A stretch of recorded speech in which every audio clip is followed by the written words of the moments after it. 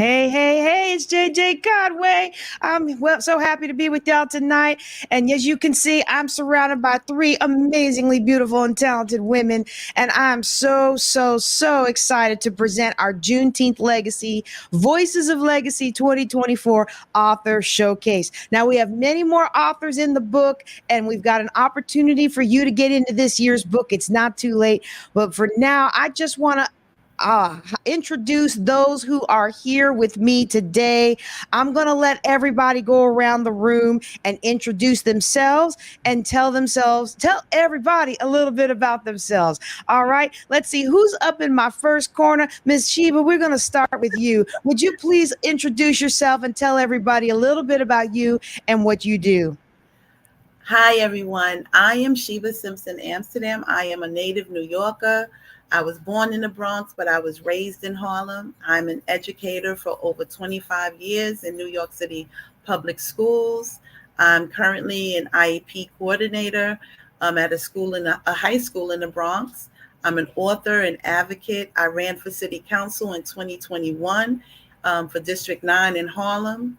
I'm a mom, I'm a wife, and I am a person who believes in equality for all people. I love to hear that, Sheba. Now let me. I didn't know you were going to say you were from New York. I should have known it listening to you talk.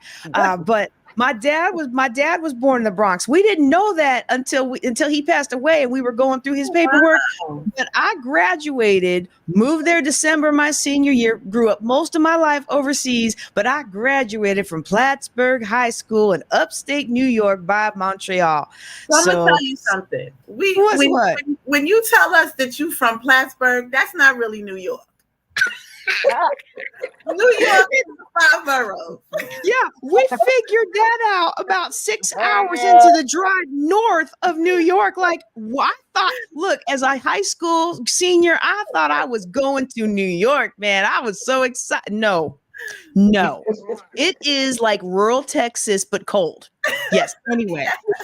And later on, I'm going to tell you my appreciation for people who do IEP work, counseling, 504, helping families get the services they need. It is such a fight and such a battle. I am super happy for what you do in the world and for the difference that you're making. Woohoo. All right. Our next guest today, y'all. She is the grant writing alchemist, Miss Jackie Adkins Dozier. Ma'am, welcome to the Juneteenth Legacy, Voices of Legacy. Would you please tell the audience a little bit about yourself and what you do? Well, thank you so much. I'm just too excited to be here, and thank you for the opportunity, JJ. And Sheba, I'm on the other coast. I'm a native-born Californian. My dad was in the military, so we lived in 6 states, and I've been on 4 continents, and 9 siblings, 5 children, 18 grandchildren, 2 great-grandchildren. So I had to put that plug in. So I've been in the nonprofit industry for 40 years, 40, last month. 40 years in the nonprofit industry, 35 years as a grant writer, and 18 years as an LLC business owner with 2 nonprofits, one faith-based and one community-based. And I'm excited about telling my story. All right. And we saved the best for last. We got Mama Soul Wisdom, Loretta Wetzel. Ma'am, would you please introduce yourself? Actually, I forgot to give claps to Miss Jackie. She really is doing things. Look, everybody on this stage is doing the thing. So I guess I'm just y'all just forgive me. It's been an opening day, and it's been a long opening day. And somebody did not realize that when we schedule morning tea early in the morning, you got to be there for it. And that means you got to get up and go across town to your new office so you can broadcast. I'm used to rolling out of bed and going into my home office. All right. So y'all give me a little bit of grace, but let's bring to the stage now Mama Soul Wisdom, Loretta Wetzel. JJ, you have our grace, darling. It's all good. The fact that you are hosting this 3-day conference and you are showing up live for all of us is a beautiful thing. So I know New York is in the house, East Coast is in the house, West Coast is in the house. I want you to know Chi-Town is in the house, Midwest, So we are well represented, and not only in the US, but across the globe. My name is Loretta Wetzel, also known as Mama Soul Wisdom, sharing old school wisdom for a new generation. And listen, I empower individuals. Typically, they are executives, they are managers, they are high performing individuals in their positions. But guess what? They're leading a paycheck to paycheck lifestyle, and they're miserable. So I empower those individuals to build assets, to build legacy by starting a business with their chosen family, biological family, chosen family, best friend from high school. The key is to start a business. That's why Mhm. resonate with JJ so well, because we know at the end of the day, it's what it's all about. I have over 40 years of experience in nonprofits, for profits. And so, as a business strategist and a belief catalyst, my deepest desire is to bring in love and magic back to chosen families. Amen. Oh, and I love the phrase "chosen families." Amen. Yes, Welcome, yes, Mama ma'am. Wetzel, to the show, to the broadcast, to the author showcase today. I'm so happy to have you all with me, and for those of you who don't know me, I know we're getting a lot of people, especially on our new Juneteenth Legacy YouTube channel. We're getting a lot of people who don't know me. I'm JJ Conway, your hostess for tonight, and I'm also the visionary of the Juneteenth Legacy Conference, which is very personal to me because being in the military for 23 years, being the first Black to serve as a physicist in the Air Force and by extension, the rest of the military. But the things that I went through, the things that the people around me went through, and the things that I observed often not being known to be Black unless I told you I was Black. I felt like I've been given this responsibility and this calling to help talk about these issues so that people can elevate their lives. I mean, even this morning I was mentoring someone who's getting ready to retire from the Air Force, and I'm like, here are all the things they're going to throw at you as a person of color to make sure you don't retire with your rank, and if they can mess up with your discharge so that they can try and do that, they will. Here's what's coming. But when I was coming along, nobody was willing to have that conversation because I have built my own business. Like Mama Wetzel said, I've built my own business, so you can't tell me I can't talk about it. Right. And since Right. my money is not dependent on you approving of me talking about it or you approving of me staying in my place, I can talk about it. And so that's where this conference originated from. And what we have done this year is we have launched the Voices of Legacy. We did it on a smaller scale 2 years ago when we included Juneteenth Legacy speaker stories in my annual Healing My Sisters anthology, which the proceeds from that every year go to support survivors of domestic violence. But this year we decided to do our own anthology, and that's where these women decided to share their story. So I'm going to ask you all to give me a little bit about you before we get into your story. The very first question that I want to ask, and that is, how did you know you have a story to tell? And I'd like it if we could just kind of go in the same order, make it easy for me to highlight whoever's talking and stuff like that. If we could just go ahead and start off with Sheba. How did you know you had a story to tell? I exist. I exist. I'm a human being. I'm a Black woman in America. Um, I am a foundational Black American. My mom is from Vicksburg, Mississippi, where the Ooh. tide of the Civil War turned. So I know that there is fire and there is strength and there is power within me. And I know that if I'm here, there's a purpose. That's why I wrote the book. I'm on assignment, and so are you, because I'm on assignment to fulfill my purpose, um, and do what I was sent here to do.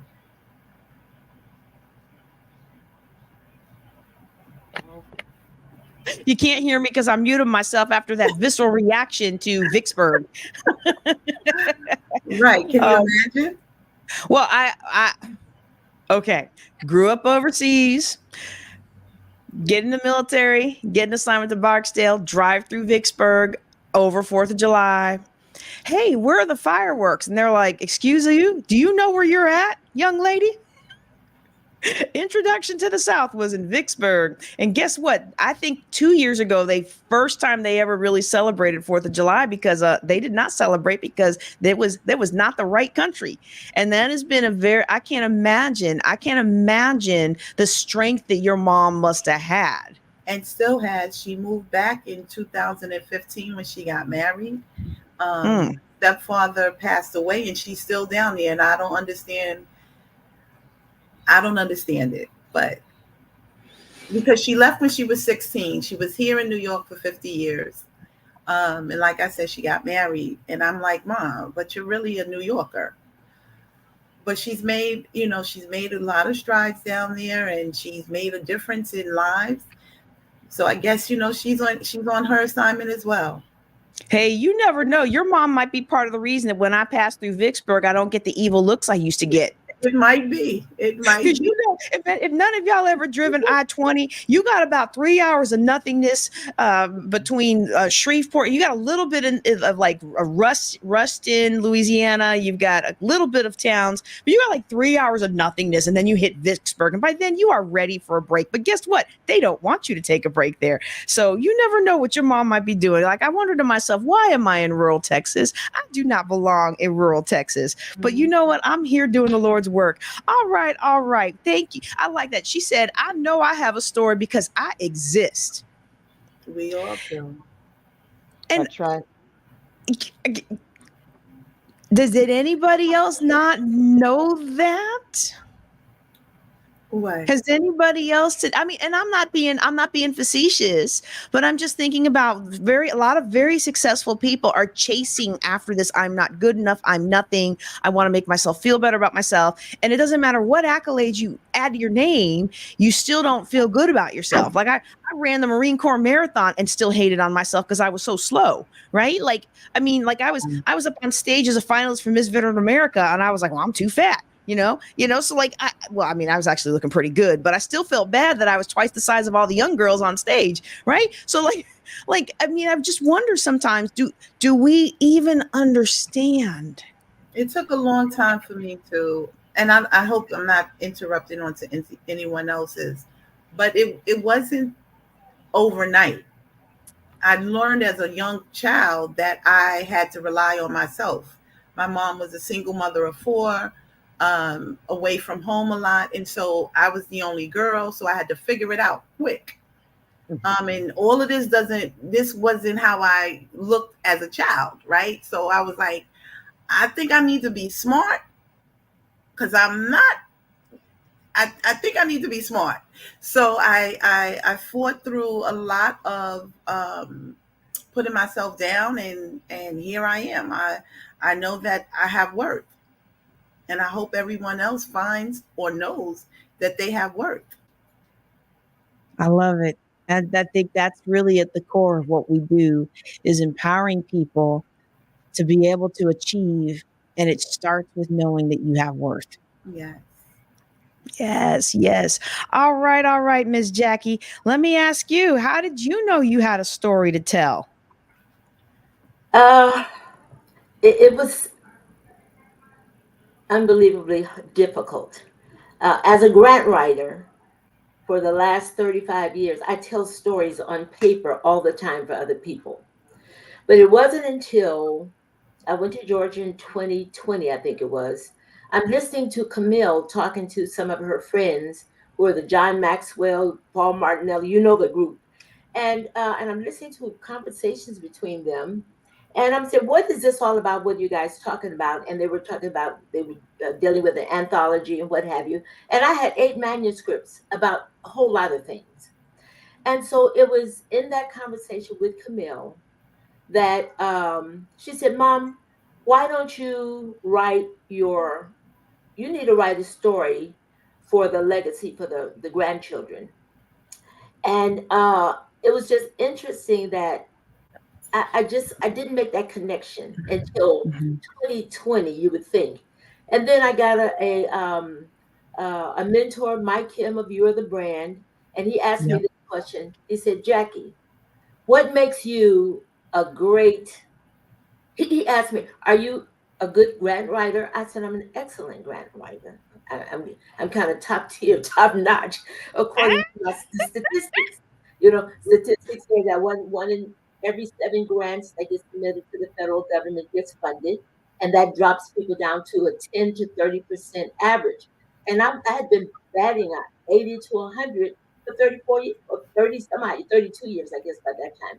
32 years. I said, oh, I'm better than I think I am. I just write because I love putting words on paper and creating stories. But I didn't tell mine.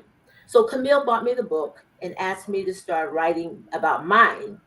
And my Kim says, Jackie, you need to write. What is your method? Why are you so much better than the average? I couldn't even tell him. I never thought about it. I just do what I do.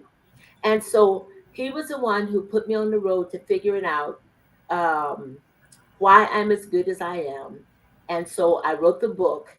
And so I have that book now. And I'm still working on the book that I need for legacy for my children, because some of them, JJ is sad to say, now that I'm getting closer to them that have been in Houston, my children didn't fully understand what I did. Because, I just go to work. It wasn't all this Mhm. even though I had social media, you didn't talk about a whole lot of stuff. You go to work, you come home, and you be the mom. And so now, as a result of telling the story, and it may come up later on, I've got family members generationally who are now business owners. Ooh, all right. I love that. Generationally now, business owners. Hey, let me tell y'all something about these kids.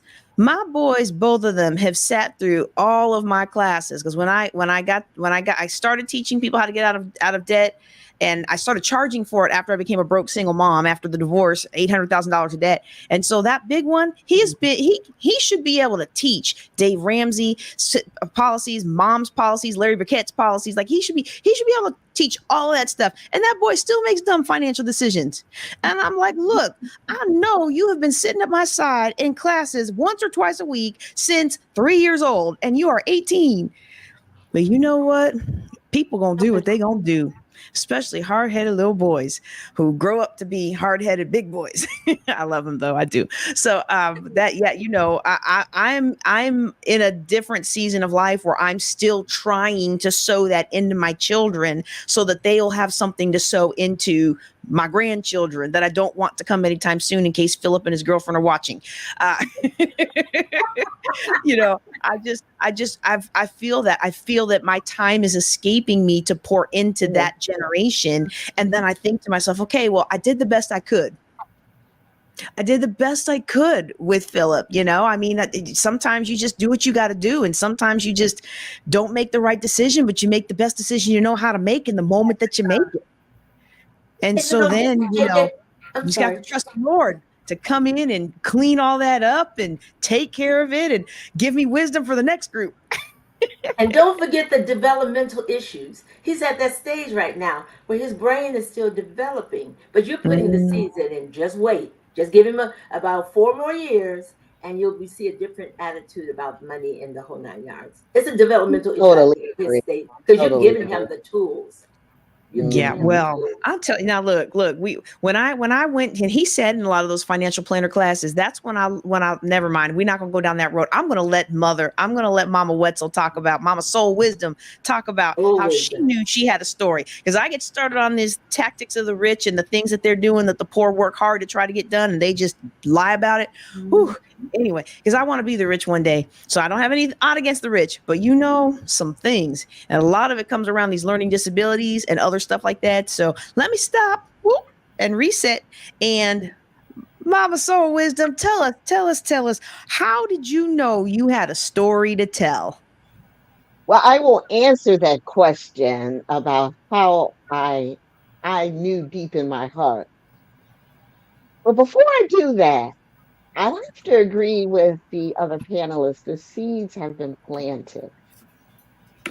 What you must understand is this principle of until you train with what you know, the full manifestation of what that knowledge is supposed to be and do in your life will never show up. So Yes. the seeds have been planted. He just has to train with it and give himself grace, because in the beginning, he's going to suck at it, and it's okay. But just have him keep training with that principle, keep training with the little things.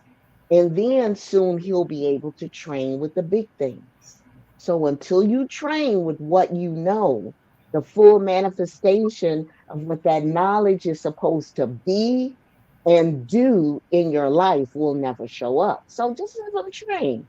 He's this. Now, how did I know I had a story to tell? It started when I was a little girl. You see, one day when I was in elementary school, it was super, super early in life. My mom sat me down in the kitchen. I'll remember because I was so young, and I don't even know if I was in full day school. But my mom told me something that impacted me for the rest of my life. She says, "Baby," she says, "there's something I got to tell you."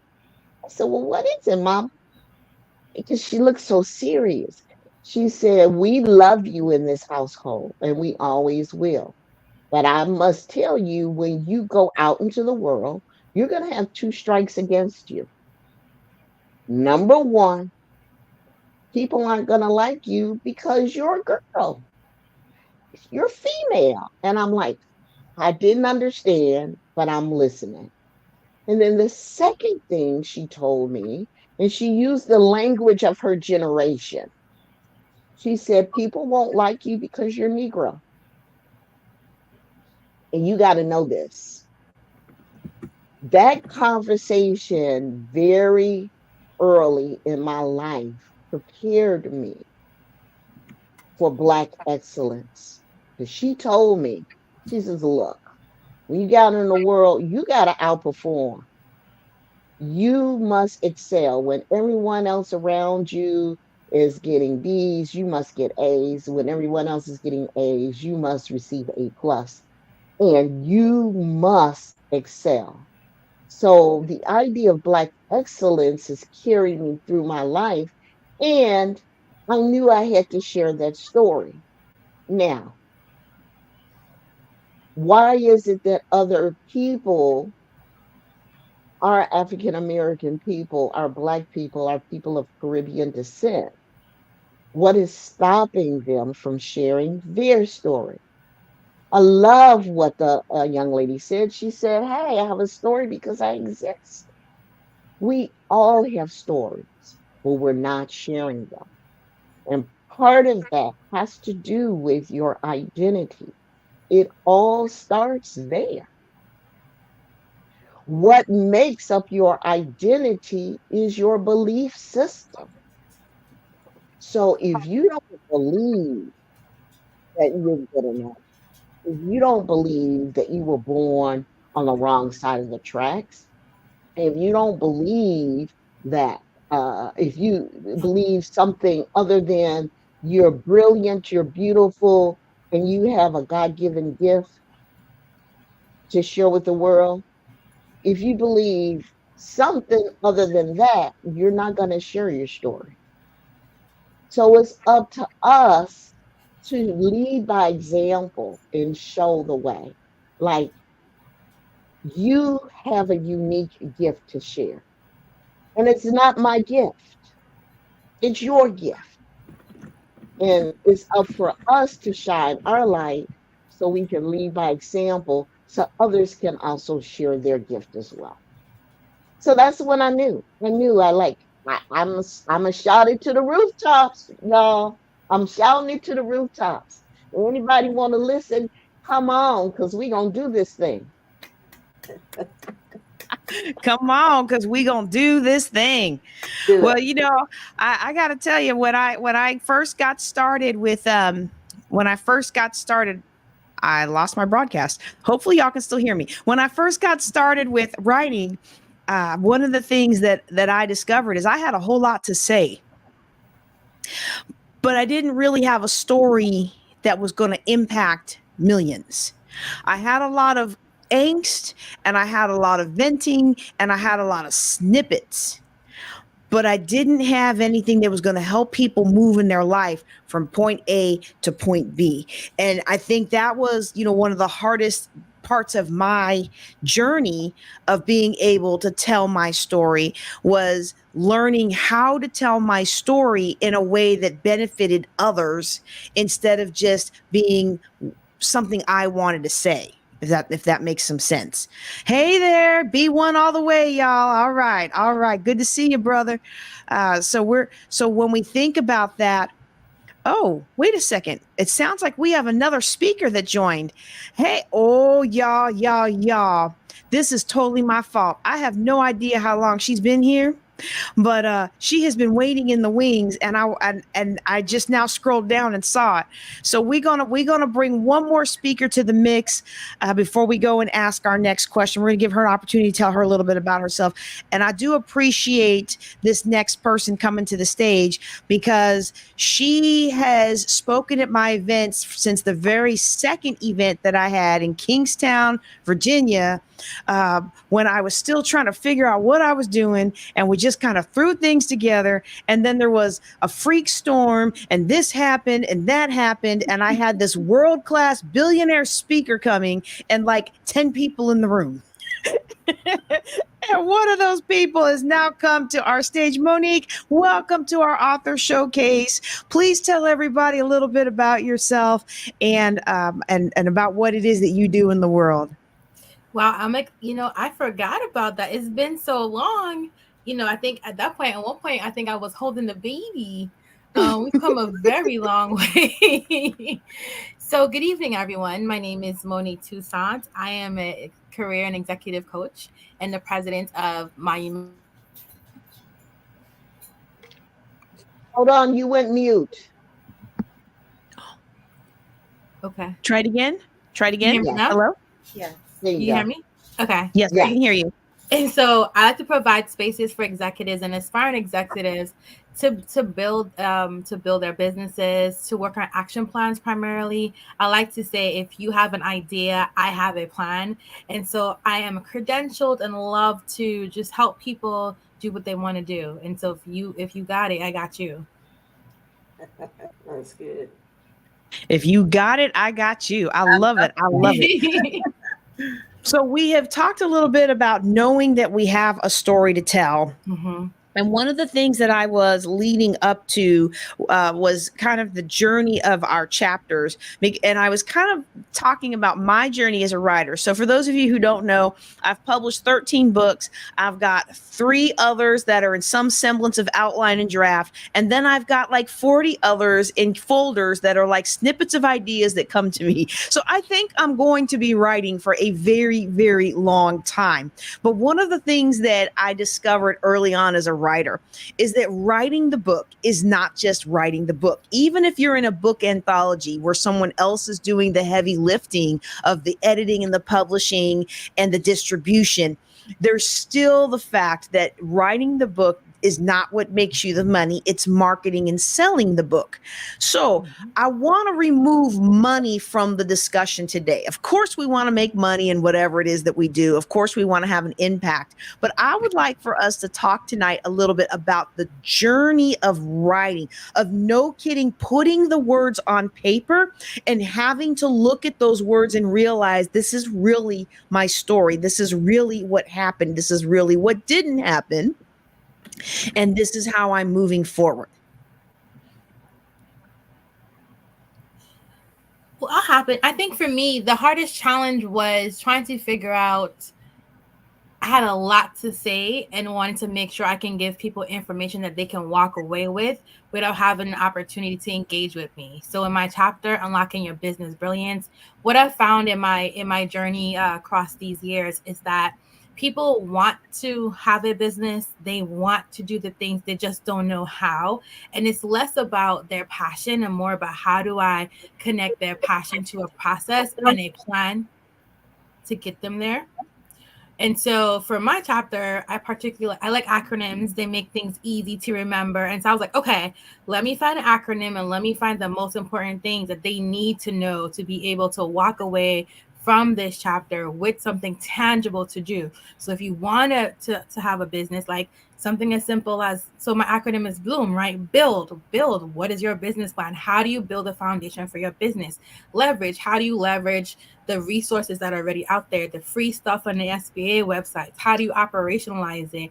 How do you optimize it? And how do you market it? Because part of it is like, you can have a great business, but if no one knows that it exists, like, how do you do the work? And so for me, I think particularly with this chapter, it was just making sure that I gave people tangible tools to do the work, because the passion will get them there, but they need a process to make sure that it's productive and profitable. I like that. Productive and profitable. Would that I had learned back in the day that it's not just about being getting things done. It's about getting things done that lead to profit. And I talk, some of y'all are nodding your head, so I'm sure you've done like I used to do back in the day, where I would rearrange everything on my desk. And then I would decide I needed a new motivating color scheme, because turquoise is the color of love. So now I need to make everything turquoise. So now I'm going to make sure all my desk stuff is turquoise. And then after I finish doing that, I learn about purple. So I'm making a facetious example, but y'all know what I'm talking about. We get busy doing, and we look at our accomplishment, but it's an accomplishment, but it's not really an accomplishment. We don't cross the list off our to-do list. We crossed an item off our to-do list, but we haven't made any money. We haven't impacted any lives. We have not moved forward. So I love that. How did you say that? Profitable and productive? Productive and profitable? Yes. You want to be productive and profitable. Yes, ma'am. All right. And we can measure that productivity. Sheba, go ahead. Oh, I thought you had a comment. I'm sorry. You were just agreeing with her. I was just agreeing with what she said. I was going to say income producing activities. Mm-hmm. So I agree with you. Mm-hmm. Mm-hmm. And really cutting through that. Busy. You don't want to be busy doing nothing that's not going to be productive and eventually profitable for you.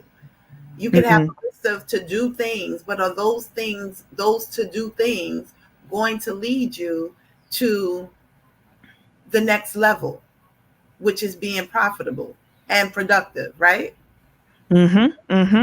And we also have to be willing to address when it's not. So like, as I'm finally, if a bear's watching, the wealth building CPA, my CPA, I'm finally putting together my taxes for last year. And we always file an extension for like almost 20 years now. But I'm putting together my taxes for last year, and I look at the numbers, and they're just so low. Well, I made a conscious decision to focus on my oldest son's senior year football, band, all the things. And I knew that was going to come at a cost of business. And immediately the devil tested me on that, because immediately someone comes along with a 4, 5, 6 figure possible speaking engagement. And I'm just like salivating. I'm like, I can buy a lot of football games for that money, but I can't ever buy back the time. So I knew that last year was not going to be very pleasant as far as the taxes. But what I never sat down to address was the year before that. See, the year before that, the taxes were pretty poor too. And my CPA was like, we need to take some more deductions. We need to do this. We need to do this. We need to do that. And I was like, okay, well, we'll catch up on that in 2023 when we file 2023, because I waited to the last minute. So that's why we're not waiting to October this year. But in that, it was like, what happened? And sometimes and this is not just for authors, but for any entrepreneur, we have to be willing to do the digging and look and see what really happened. And I began to peel back the onion, and I began to see that, okay, I felt like I was doing this and I felt like I was doing that, but those interviews were in 2021. Those interviews were in the beginning of 2022. What happened that took away the mojo and blocked the motivation? So even though I was doing the things, I was producing the podcast. I was doing the things. I wasn't making the money. And you can go back now and look at it and see that the energy wasn't there. Don't go back and look at it. Let's just start over from fresh. But you could. But we have to be real and look at, we're going to get to your stories next, but I feel like this is important for people to be encouraged. It's okay to be like, you know what? This wasn't my best year. This wasn't my best showing. I had this, and that. And one of the things that I did was that last year, I allowed myself to feel all the feels and cry all the tears. And cry about being told blacks can't do physics, and cry about being told that I wasn't worthy to be my sister and brother, cry about being the outcast because of my mom being a different race and her race not liking black people, her family not liking black people, crying about this and crying about that and crying about all these different things that we just accept. And it's okay to accept it and move forward. And I teach my children, just like Mama Soul Wisdom, the world is going to have something against you. Even the little one who can pass, the world is going to have something against you because you are black. And you have to understand that and deal with it. But then how do we move forward and not have those blocks and not have those chips on our shoulder and not have those things that cause us to stop in our tracks when something else happens? And for me, I know I'm talking a long time around this. I train my speakers to try to get your story in 3 minutes or less, but I guess I'm just getting in my feels a little bit. For me, writing has been one of the most therapeutic ways to get all of that out on paper and then get the feelings out on paper. And then you go back later and you look at it and you're like, I wasn't crazy. This really happened, or this person did this, or this situation was that, or this happened, and I connect those things together and I make some really powerful books out of it. When I tell people, I always collect stories. Everywhere I travel, I collect stories. But sometimes those stories are our own. And for me, that therapeutic release, for me, that ability to express what I can't just go scream out in public, like, I can't believe y'all are doing this to my kid because he's black. Like, all of that stuff comes out in the writing, and then it leaves rural Texas and it goes to a place where somebody else is going through the same struggles. And now they can send that sense of camaraderie. We are in this together. We are not alone. Right. And if I could jump in, JJ, I think isolation is one of the tools of the enemy to keep you from walking in your purpose. And if he makes you think that you are doing it alone, then it keeps you from telling people. And more often than not, a lot of what we go through is never for us. It's like, God, for real, I got to go through all of this. And he's like, no, I need you to go through it because I want to use you and your testimony to bless somebody else. And I think when we write, we get to share that. When we speak, we get to share that. But a lot of the stuff that we experience, while we are the ones that experience it, JJ, I know you have blessed people. Like, your testimony time and time and time again, no matter how I hear it, it's always like something different. I'm like, oh my goodness. And so I think, one, thank you for your platform. And two, thank you for continuing to write. And even for us, like, acknowledging that, like, this is never for us, like, never, like, this is part of our purpose and part of what we're called to do and part of how we share how to get past it and to get through it. So I always remember that sometimes in the midst of it, like, this is never about me and my testimony is here for someone else. And writing is one of our ways, one, to heal ourselves and to heal others. May I add something to that? I hear often that I'm not going through this test for myself, I'm doing it for somebody else. Mm-hmm. But I want us to really realize that, and I'm going to give you an example. I'm a mother of 5 children, had them in 10 years, and as I said before, 18 grandchildren.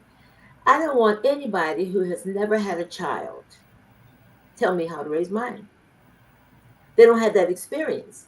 They don't have there's a lot that comes in with raising children. And for someone on the outside to come and try to tell you what to do, I just kind of look at it and say, you go get you a few of these, and then you come back and talk to me. And sometimes I'm sorry, let me just finish this one thing. So sometimes we go through things Number one, because we're on planet Earth. There is an we all know about the positive and negative. There is an equal and negative spirit that deals with us. So we have to, part of our testimony and our stories is about how we made it over. It's not all about them, because I couldn't tell you with authority and authenticity about how to recover from a nervous breakdown if I've never had one. I can't tell you how to be a single mother of 5 children and take on a niece, a sister's child, 6 of them, without a job, no unemployment, and no child support. So that was to help me to realize how resilient I really am. How without the help of people, I'm an introvert by nature. People don't believe it, but I am. I love being alone. But without the help of people, none of us would be on this platform today. And so what they have gone, what JJ has gone through, JJ has been just so. She told me one time, she said, "You don't know how favored you are of God." And she gave me an example. I said, "Yes, I do." Because I've walked through a few things myself and I know. But so what we go through without, you can't build any kind of muscle without resistance. You'll be flabby and everything else. You got to have resistance in our lives in order to build stamina, fortitude, resilience, all those other things. So what I learned in my life, I'm the third of 10 children. First girl had seven, only 2 other sisters and seven brothers. And so what I learned was that my brother, my dad was military. He told my oldest brother, teach this girl how to fight because she's going to need it somewhere else in life. So I had my early beginnings. He taught me something, but I realized I have had some major battles in my life. But can't anybody tell me nothing about not going through no problems and that you cannot make it out and that you cannot do these things. But I did all of them, and the Lord showed me I needed to go through them so I could see the importance of why He put people in the earth and why we are to be each other's brothers and sisters keepers and what have you, because somebody needs what you have gone through so that they can, with authenticity and honesty, that this you can make it. Because look, I did it. My nervous breakdown, well, the nervous breakdown I had took me 7 years to recover. But when I got out of But that, you did it. nobody in this world can tell me nothing about you can't make it. I mean, I was a horrible mess and looked like it too. So we go through some things. Yes, it is for me. Otherwise, I'd be thinking I was all that in a bag of chips because I'd never been through anything. We have to go through so that we can pull up. My final remark is somebody gave me a picture. It was in 1982. It was about a whole. It was the story about the opening of the what was it, Ezekiel. And then, but they had painted a picture. It was one very strong built black man reaching down into a hole, and you could see another black hand holding on to him, and he was pulling them up. And that thing has resonated in my spirit. I've never gone through anything and gotten out of anything without the help of somebody else. Yeah. So we go through some stuff so we can continue, but it also builds faith and strength and all those other things I've ever said. So I stopped saying that I ain't going through it for me. I'm going, no, I need what I'm going through so I can help somebody else. And thank you for letting me share that. Before we get into to the chapters with the time that we have left, did somebody else want to comment on that? Because I feel like we all resonate with that what Ms. Jackie just said and with what Monique just said. And so, does anyone else want to make a comment on harnessing the power of the things that we go through? Everything. You gotta go. Go ahead, Sheba. No, go ahead. I was gonna say you gotta go through to grow through. To keep it short, you gotta go through to grow through. If you don't go through some stuff, you won't be able to grow. Mm-hmm. That's the first thing. The second thing is I may not experience everything that you have experienced. But what I can do is I can acknowledge and I can validate who you are as a human being and as an Mhm. individual, Mhm. and to help guide you from that place of authenticity. And thank you for allowing me to share. Well, I find. Oh, go ahead, Sheba. No, I just feel it's easy to sit high and look low and judge people when you haven't gone through what they've gone through. Uh, Mhm. all of us have experiences that are valid, um, that should be honored and respected. And also, we also have to be able to say, while we were going through it, maybe we did make some mistakes, that we could listen to someone who's been in that similar situation. Um, Mhm. I do agree with, I'm not going to listen to someone who's never had children. I'm not going to listen to someone who, had help to raise their children when I had very little help, right? You find your sweet spots, and you pray that you're making the right decisions at the time you're making them, and you pray that the gifts show up in your children sooner or later. You stay on your knees and you pray, and you hope that the road, if they're going down the wrong road, that somewhere somebody they meet on that road will enlighten them, and they give them a shortcut cut to turn, or a U-turn to come back around. But the story is your story, and it has validation regardless of who's looking on it from the outside. I love that. Your story is your story.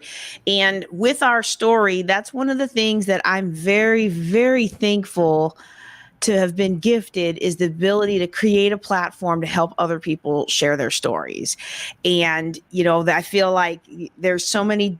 When I was writing books, there weren't platforms for me to publish. And I mean, I could publish, but there weren't platforms for me to get my message out. There weren't friendly platforms. So many of what I started off doing, and I'm sure with y'all, we have so much history in this block right here, so much experience. Mm-hmm.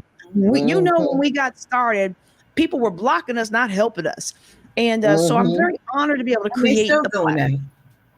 that. Yes, they are. But now, at least we have each other, Yes. then we can work together to overcome it. And that's what this conference, Juneteenth Legacy, is really about, is like, look, let's stop pretending that everything is fixed and everything is okay and Uncle Sugar's going to take good care of us. Let us do what we need to do to ensure that our family is secure for generations. And that means learning a new way to tell our stories. That means learning a new way to manage money. That means learning a new way to invest, or learning a way in the first place to invest, learning how to overcome trauma, learning how to understand what's going on in the medical system when we show up as a woman of color. Like, I mean, there are so many disparities out there. And as long as we can get together and talk about them and learn from each other, then we can overcome it. And that's why I was so excited to be able to extend the Anthology platform that I've used in other areas to the Juneteenth Legacy franchise. And I would love for you all to give the audience just a taste. Now, don't give away the farm, because we want them to buy the book, and then we want them to go to your websites and buy your stuff. I want them to go to your websites and buy your stuff, so you keep coming to my books and my conferences. So if y'all would just go ahead and tell a little bit about your chapter, tell a little bit about your story, what will they find in Juneteenth Legacy? Voices of Legacy. So She can step Let's off go for a ahead. minute. Let's go ahead and oh, go. Oh, she's back. I was gonna go ahead, Sheba. Go ahead. so the title of my chapter was No More Waiting, Reparations Now. And that's because I feel like I should have been a lawyer or was a lawyer in another life, because I'm a history teacher. So the history of the United States is always at the forefront of my thinking. And again, I'm a Black woman in America. Policies and politics are always all over me, right?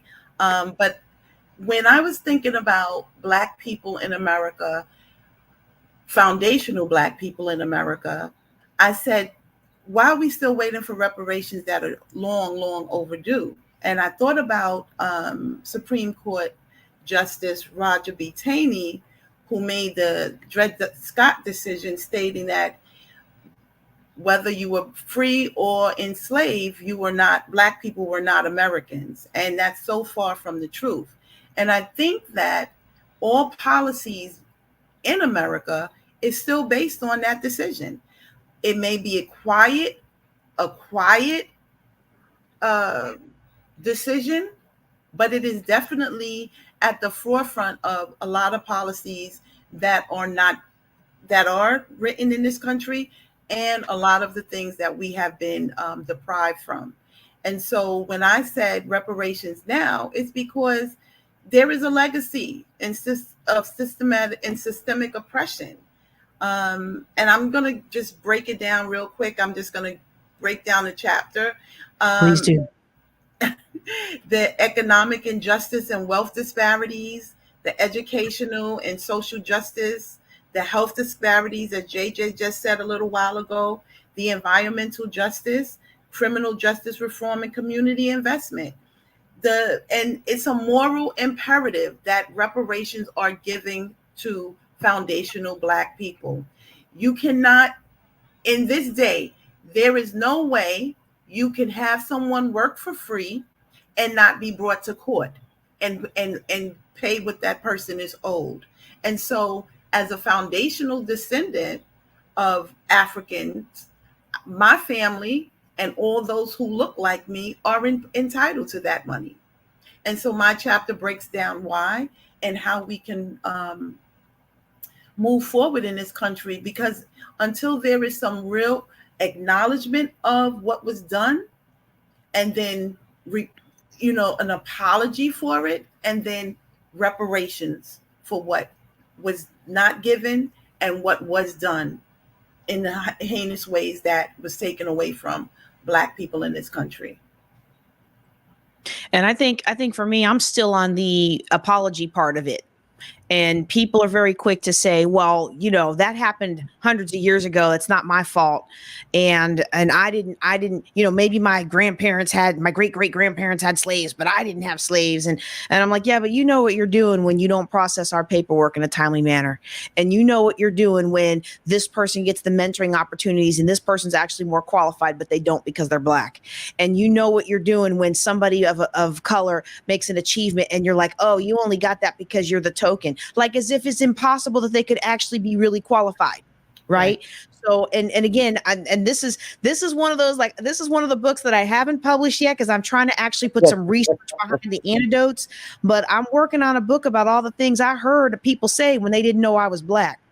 So, you can't pull the wool over my eyes, but you have a real nice way of pretending in your own environment, so you can pretend that you don't have these issues and that you don't have any systemic racism going on behind you. But the decision making is built into the fabric of this culture and this country. In fact, with the healthcare, we'll talk some more about it in next year. We're going to spend more time talking about healthcare in Dallas and our conference in Dallas. But I live in rural Texas now, and when I first kept going to the doctor, they kept changing my ethnicity to white, and I kept changing it back to Black because I want to be honest, right? Like I don't ever want to be dishonest. And after the third time, I said to my husband, I said, I don't understand what's going on here. I know, I was like, have you seen? And I asked because I had a really bad car accident at the end of my career. So I'm not trying to be facetious. Am I starting to get feeble-minded again? Are we starting to have some of those symptoms that I used to have? He's like, no. He said, somebody's probably trying to help you out. Just leave it alone. And I'm glad somebody liked me enough to want to help me out. But how sad is that? That your thought of how am I going to help this girl out is to pretend she's not Black. Because you already know what's going to happen when the doctor sees Black. So nurse, whoever you were, I appreciate you. But it makes my heart sad that that's how it has to be. Okay. All right. This is not the JJ Conway show. Actually, it is the JJ Conway show, but this is not my night. I want to hear about your stories. All right, Miss Jackie. Because we could talk all day about reparations, but I still feel like there has to be preparation, and I feel like there's a lot owed to us. But you could give reparations today, and and the problems wouldn't stop tomorrow because the attitudes and the lack of apology and the lack of honoring. That's my personal opinion. So I really want to have that discussion with you, ma'am, later Yeah. on. All right, Miss Jackie, let's hear a little bit about your chapter. 2 years ago, I was part of JJ's um, Juneteenth Legacy. I listened to Dr. Jonas, and he said he deposited something in me then, and he said this: every Black family in America needs to have two businesses, a nonprofit and a for-profit. And JJ, I want you to know, I took that seed. 4 of my 5 children have a business. Both of my daughters-in-law have a business. My she's 10 years old now. Granddaughter, her mom helped to start her business. My 17-year-old grandson started a business in school. He's 2 years in, has his own bank account, Cash App, and he loves the feel of money. And wait a minute, I'm going to show y'all something. I'm in his room trying to find quiet.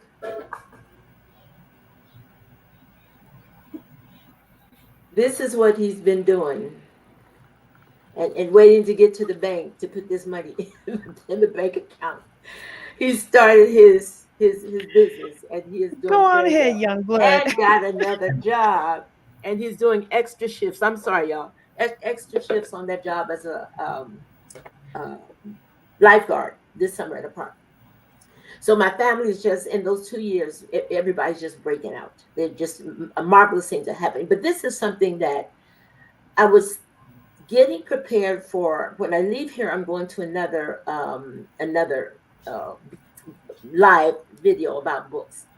And so they asked the question, this is what it says: what changes have you seen regarding Black authors in the literature industry?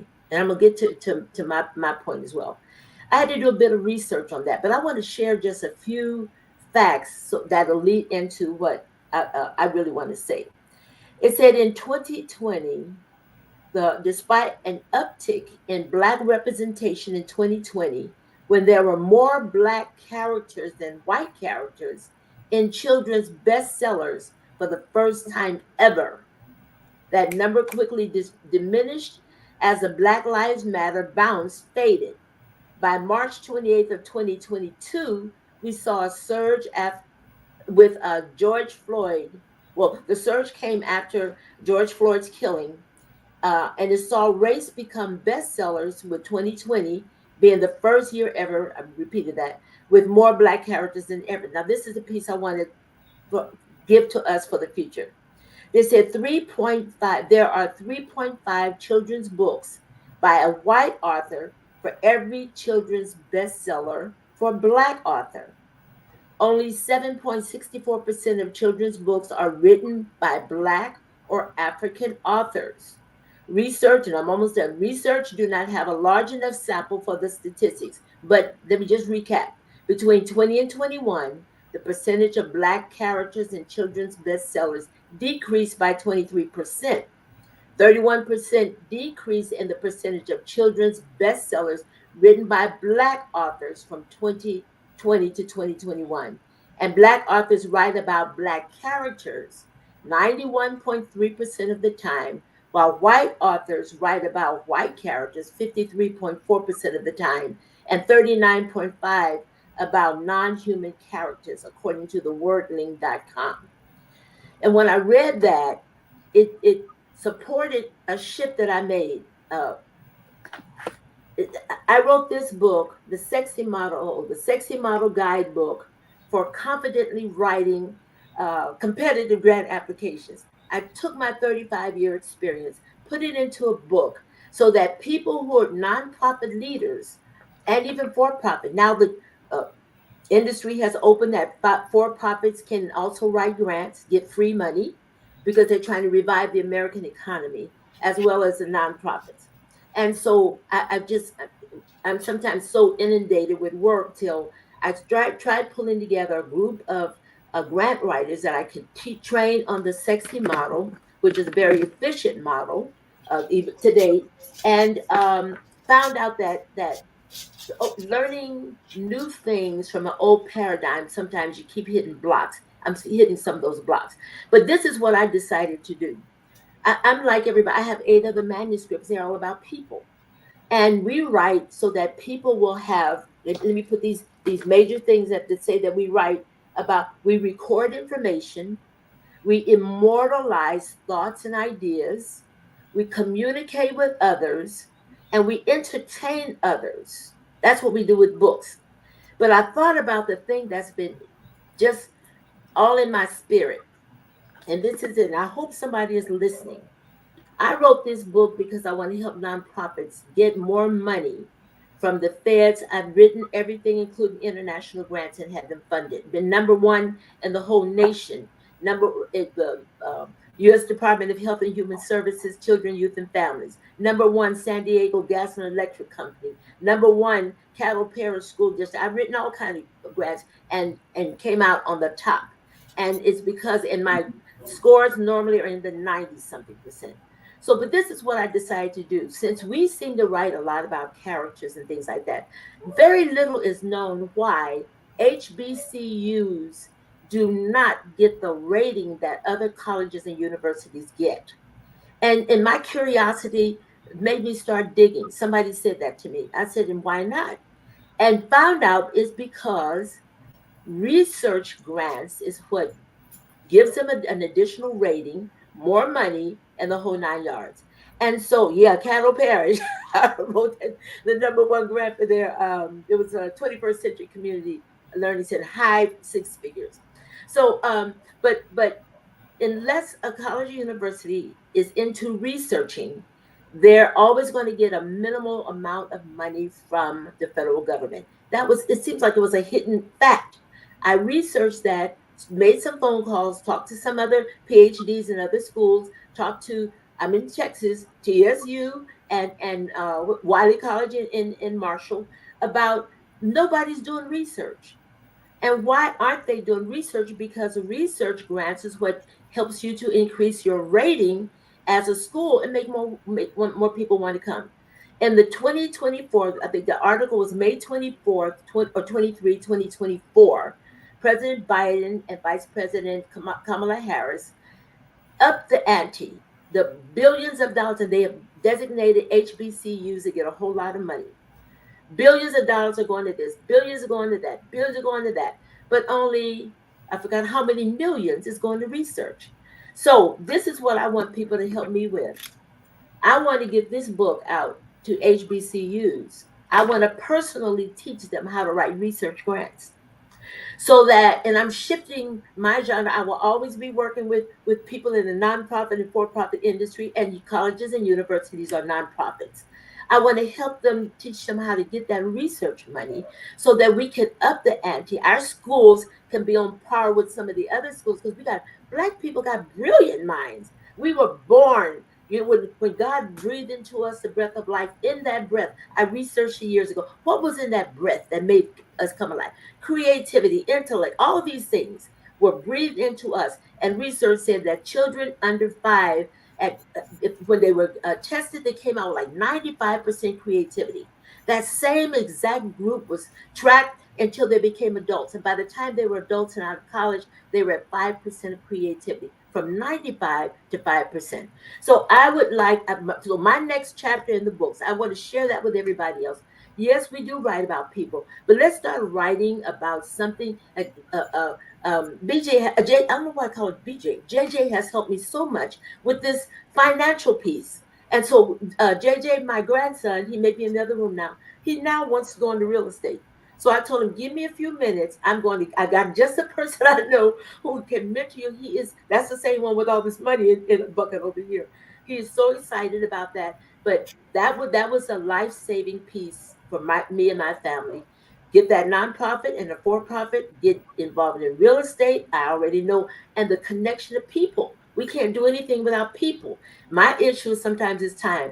I'm overwhelmed. I don't hardly go maybe 2 days without somebody calling me about business. And then, so I'm just overwhelmed sometimes with a lot of it. But anyway, I just wanted to share that with everybody else. When we write our next anthology, look at something. If you really want the books to sell, they said most of them will sell if you use other people. So we got brown skinned people, Asians, Arabs, all those other kind of people. They will sell just as well, and it could boost our numbers up in the sales of books that were written by Black authors about people. They love talking about people and issues and things. But we there's a strategy for even boosting those. And my last line too is in my piece is about scaling.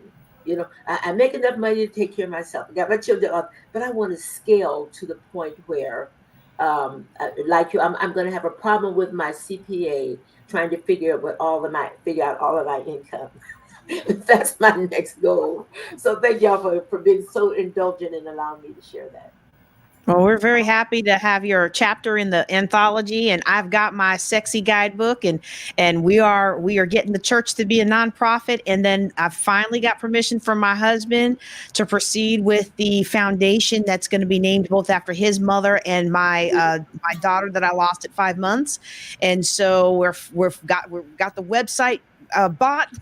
And pretty soon I'm going to be leveraging your help, Ms. Jackie, because I really feel like it's going to make a big difference in the lives of brokenhearted and traumatized women to help them rebuild their lives. So I have so much I want to say on the things, but we do want to be respectful of time, and we're already over. So I'm going to hold my comments on what you've said today. I know some of you may need to drop off, but we want to give everybody their time to shine. Mama Soul Wisdom, will you please tell us a little bit about your chapter and what you have in store for us with this anthology?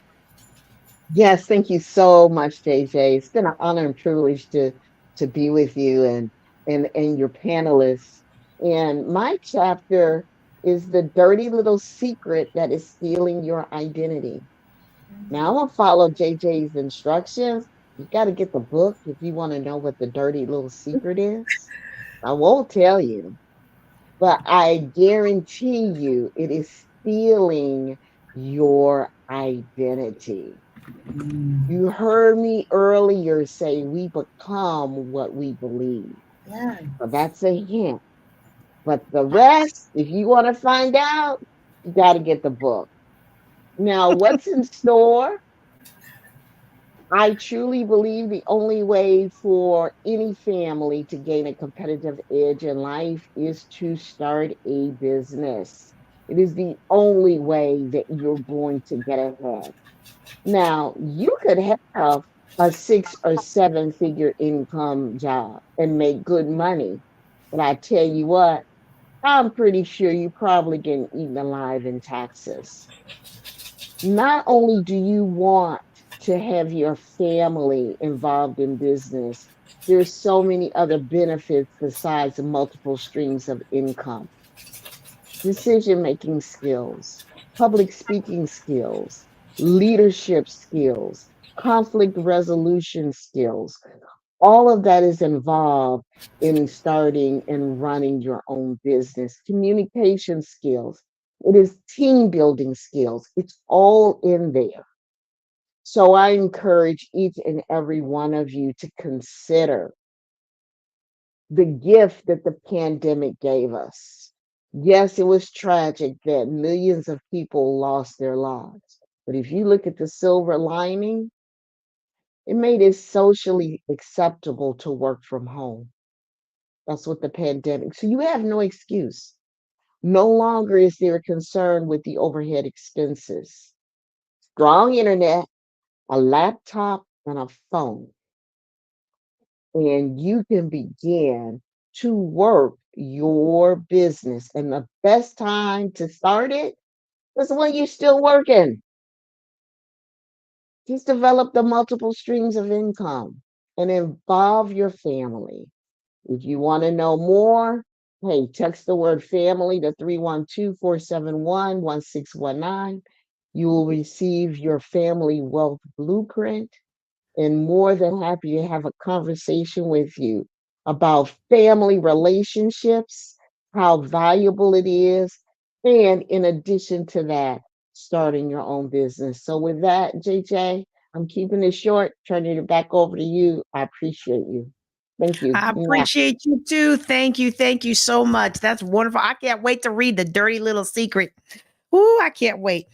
This book is gonna be so good, y'all. This book is so good, and already we've got so much juicy goodness in the book, and we have more speakers than what's here today, featured here today. We are gonna do another speaker showcase when we get ready to actually publish the book. We were trying to publish it for today, but things happened, and we wanted to provide an excellent product.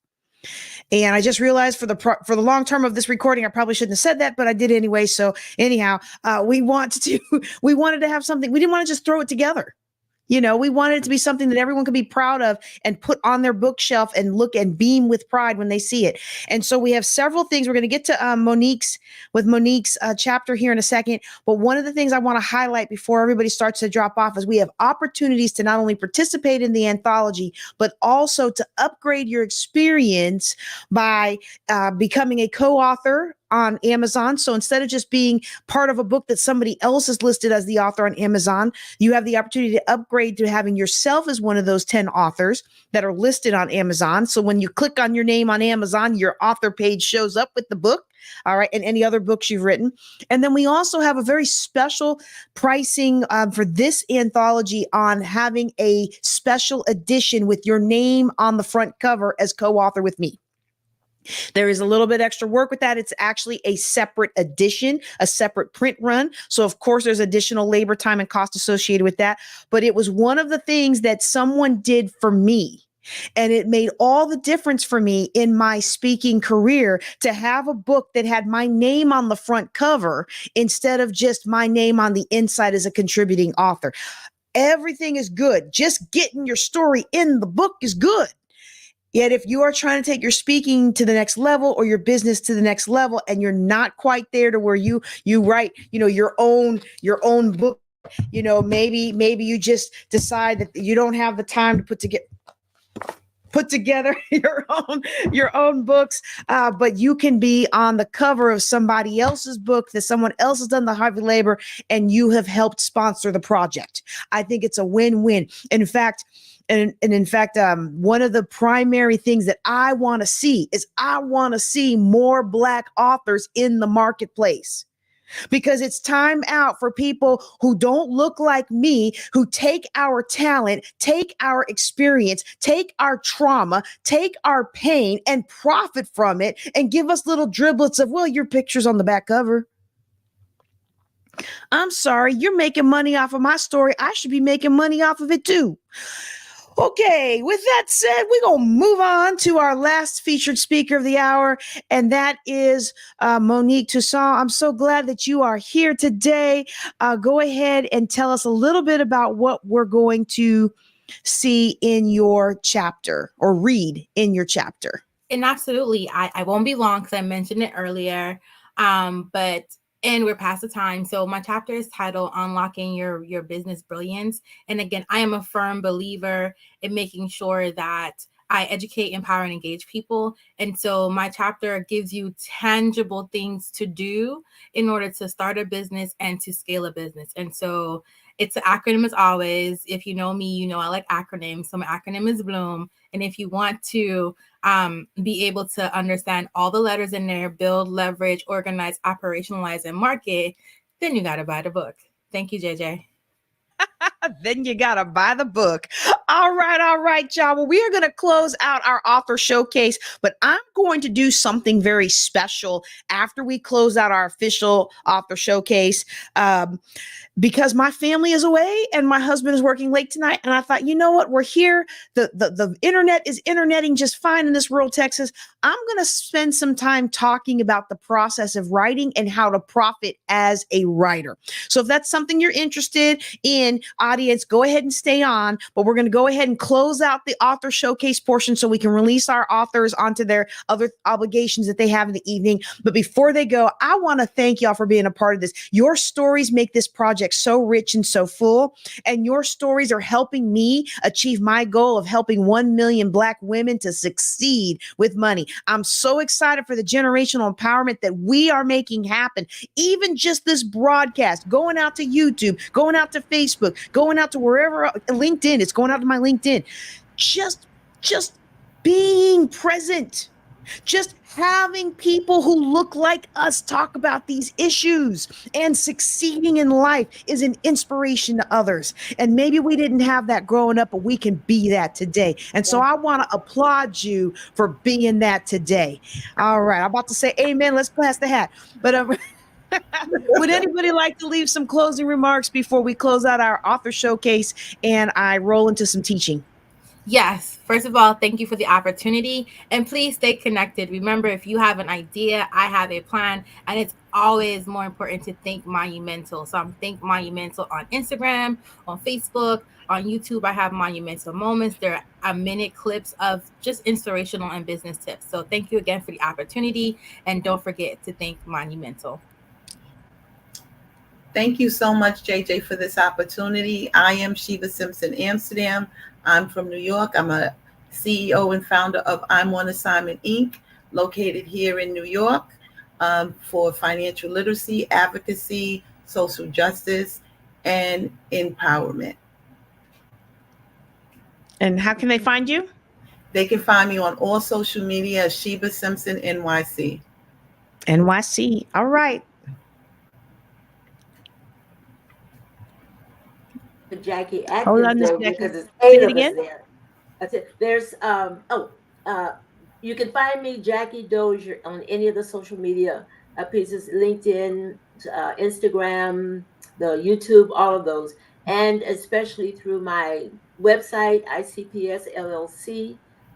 You'll get all the information. I help people start and fund businesses and do them primarily through the grant writing process. But find me. I'll be more than happy to help anyone get started.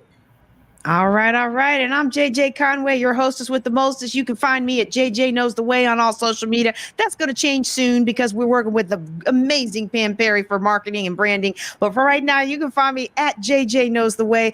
And you can also start to find my minority related issues at Juneteenth Legacy or Juneteenth Summit. One of those two keywords will find us on Instagram, Facebook, and all the things. All right, y'all. We're going to close out our authors section. Y'all take care and be blessed. All right. All right. Woohoo. Oh, this was so much fun. I'm so glad that y'all could stay on. Now, what I'm going to do for the audience, I'm going to transition. I'm going to play a little video while I transition to help me help. Wait, what do I want to say?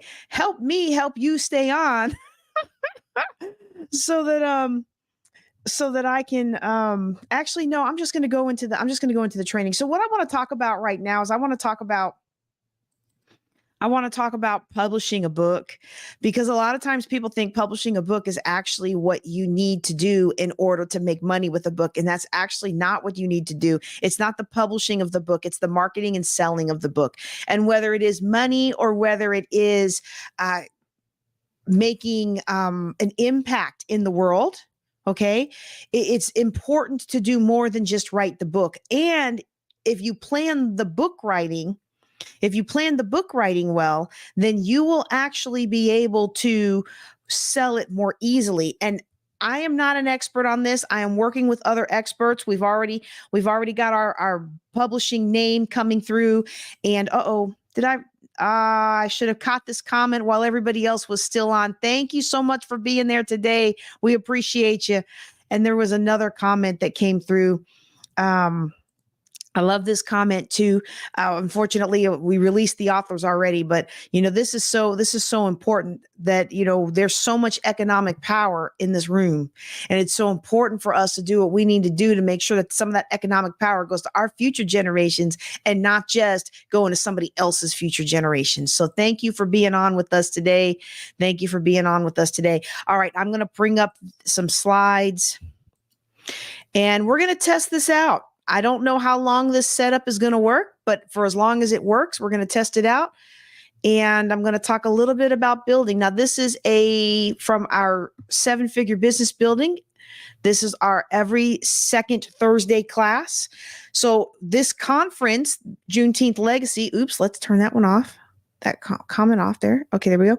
So this conference, our Juneteenth Legacy Conference, tomorrow night, I will be teaching my regularly scheduled Thursday night class. Every third Thursday is real estate. I will be teaching a very special session on how you can buy property without going into debt. And so on the second Thursdays, we always do some kind of empowerment as far as business building. So how can you make money writing? How can you make money with podcasts? How can you make money with live events, virtual summits, affiliates? All those things like Amazon affiliates. It's one of my most popular ones because it's free and easy for anybody to make money with Amazon affiliates. Okay. So this one was our writing class and how to make your first $1,000 writing a book. All right, so let me go ahead and make that screen big there so I can focus on the screen instead of on looking at me. All right, we're going to talk about how to make your first $1,000 writing a book. And yes, if you have ever wanted to write a book and you haven't been able to write a book, I've got a class called Finally Write That Book. So today what we're going to talk about in writing a book, we're going to talk about things not to do. We're going to talk about how royalties work. We're going to talk about press kits and interviews and book signings and all the things that we think about when we think about making money with a book. We're going to talk about how to maximize an anthology. And for those of you who came into this session a little earlier, you heard us talk about the Juneteenth Legacy Voices of Legacy Anthology. That's the anthology that we're releasing every summer as part of our Juneteenth Legacy process. And what we are looking for in that anthology is people who overcame systemic racism or racial trauma or other impacts of racism related to being Black in the United States and were able to succeed despite some of those challenges. That requires a couple things. First of all, it requires that we understand that there are some challenges. A lot of us today, especially in the younger generation, don't even realize that these challenges exist. And as someone who's got a few more years on her, I feel like it is important to share that information with the next generation so that they know and begin to learn what they don't know. Now, there's a fine balance there between sharing that information and preparing the next generation versus making the next generation bitter. And so finding that balance is something that I personally stay in prayer about, because I don't ever want people to be bitter or upset about the fact of what is. I want you to be upset enough to take action, but I don't want you to be upset enough to hinder yourself because of the anger of the situation. Whatever the situation is, many of us are born with disadvantages. Some of us are born with racial disadvantages. Some of us are born with genetic disadvantages. Some of us are born in the wrong location, born on the wrong side of the tracks, born in this and born in that. Whatever happened to put us where we are in our life, a lot of times it's not even our own fault. However, it may not be our fault, but it is our responsibility if we want to elevate our lives. It is our responsibility to move forward. And moving forward begins with acknowledging here's an issue. And I'll admit, for a lot of my military career and a lot of my business career, I did not realize that these issues even existed until someone really pointed out, hey, this and this and this and this happened to me. Wait a second, that and that and that and that happened to me too. And so I used to think, and you would be surprised. A lot of people are like, well, how did you get told by the Air Force Academy you can't declare your major because you're Black? How did you get told by the instructors, my job is to get rid of you. If you'll stop coming in here, I'll stop feeding you the wrong answers. Like, how did you have the people on your job say, well, this boss likes these kind of people. He doesn't really like women and doesn't really like people of color. So we're going to have you do the work because you're good at doing the work, but we're going to put this other guy in front of the general so he can get all the credit for your work. Like, how does that happen? And I not realize it's a systemic thing. Well, we are so fed in this country, this line about how systemic racism is over, that we don't always acknowledge that it really does exist. And we're trained to think that this and that are one-off situations. And because we're trained to think that this and that are one-off situations, we find ourselves not attacking the very real source of the problem. Oh, that person's just a jerk. Oh, that person's just mean. Oh, that person's just bitter. The whole system is mean. The whole system is bitter. The whole system is against you. And so you have to figure out how to work it. But if you never know that the whole system is against you, you're not ever going to take action to rise up above it. And so some people find success despite the system, but more of us find success working around and within the system and within the legalities of the system. And that's what this Voices of Legacy anthology is all about. Okay, so we are definitely going to talk about anthologies when we talk about making your first $1,000 writing a book. Okay. All right. Some things that I'm not going to cover in tonight's training. And I want to make sure I'm very clear on this because I'm not going to teach you how to write the book. Okay. I have the Finally Write That Book class, and I incorporate some of the things that I've learned from the publishing class that I mentioned here. But there's a whole structure and format and process that goes into writing a book. If you construct your book according to a set process, you are more likely to make the book a bestseller or make the book get into the hands of the people that you need to get it in the hands of to actually have the impact that you want to have. Okay. So I'm not going to talk about how to craft the book that way. I'm not going to talk about how to go to the book. Well, actually, I'm going to cover a little bit how to go to the book conferences and get your forwards and things like that, and make your connections. But I'm not going to talk about a lot of that today because those are the mechanics of publishing a book. So we cover all that in a different class. We don't cover all that in a free thing. We touch on, you know what they say. The what is free, the how has a fee. All right. So we're going to cover the overarching what it is you need to do to make your first $1,000 selling a book. Okay. All right. And now I'm also not going to cover getting a traditional publisher because for many of us who go through traditional publishers, quite frankly, we find ourselves being taken advantage of more often than not. And this kills me as a financial planner. It kills me as a financial planner to have somebody come into my office. They done spent $50,000 publishing their book through a traditional publishing house. And now they've got 100,000 books or whatever it is filling up their garage or filling up their storage shed, and now they've got to figure out how to sell all those books. Well, if you build your sales and marketing plan into the beginning of the book before you've even written the book, then it'll be easier for you to make money with the book instead of losing money with the book. So that's kind of the foundation of what we're going to talk about today, because I'm tired of people getting taken advantage of who are trying to do good in this world. I'm tired of people getting taken advantage of who have a big heart and they want to share. And yes, I know big-hearted people tend to get taken advantage of because they just want to help. But you know what? That the businesses that prey upon authors should not be successful when there's people like me in the world to be able to show you how to do it the right way. All right. Here we go. Okay. So if you want more information on the mechanics of publishing the book, you can take one of my follow-on classes, and I will give credit where credit is due. I learned a lot of what I know about publishing a book the right way after I think when I took their class, I had written 12 books by then instead of 13 or 14. But I realized I did it all wrong. And my success was not because of how I did it. My success was despite how I did it. All right. So we're going to start off with some things not to do. Okay. So some things not to do, some things not to do.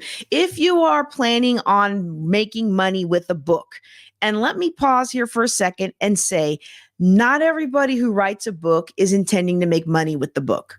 Sometimes we write a book for another purpose. We write a book. I've written books specifically for a conference.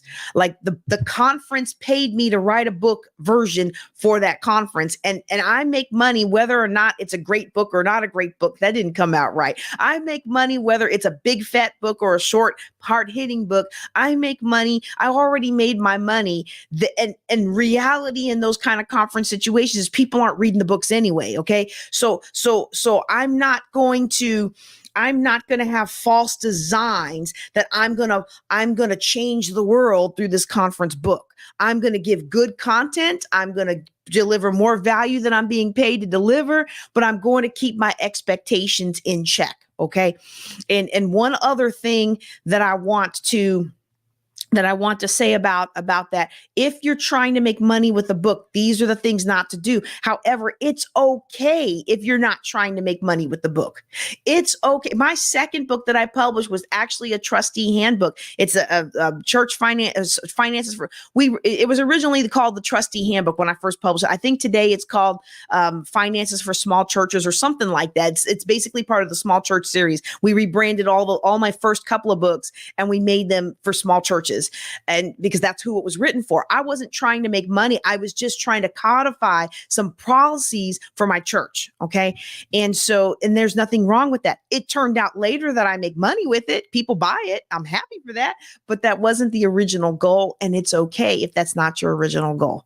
But if it is your goal, I'm going to tell you right now, don't design your own cover. Hire a professional unless you are good at graphics or you're very good at seeing what sells and you can duplicate that. Some people can have that talent. They can go out to Amazon, they can look at what's selling and they duplicate it and they're just fine. Others of us, we think we're duplicating it, but we're not. And I fall into that category more and more as time progresses. As I get older, I see that I'm more and more have to hire somebody else. All right. I'm also going to say, don't use novelty typefaces. Like, for a while, everybody's using that, Comic Sans, and then everybody's using the one, was it Palatino Lin type, the one that looks like ancient Egyptian text. Like, don't use those kinds of things. Study what the best books do or hire a consultant to help you with your cover design and your title design. And when you're publishing your book in the interior, make sure you use common typefaces or embed as a graphic. Okay. You don't want to reuse an ISBN. Those are designed to be used one time per publishing version. And this one is really, really important. Don't assume the image looks good on the page just because it looks good on your computer. Okay. I'm the queen of last minute projects, and I'll do something at the last minute. I have this idea and I go ahead and do it, or I have been having this idea and I set it to the side and now I'm under the pressure to get this done before an event. And I'm the queen of doing that. But I'm going to tell you, you need to have some lead time in publishing your book so that you can make sure that you actually have it look the way you want it to look. There's a book out there. There's you can still find online. I did for a conference one time. It's called The 7 Secrets to Abundance. And I did it for a conference and I did it at the last minute, and it was a free thing that I was doing for somebody. And as a professional speaker now, I know now that you're supposed to apply your free stuff with the same level of diligence and execution that you would your paid stuff. But I didn't know that back then. And I just threw it together, and it went out on Amazon and actually became a bestseller because of that conference. But then people were like, wow, you've got a lot of typos and you've got these pictures and they don't look good. And this didn't come out right. Well, I hadn't even looked at it. I just pushed it in there and pushed it out. Well, you want to make sure you build in the lead time so you can do that. And this goes into not doing your own editing.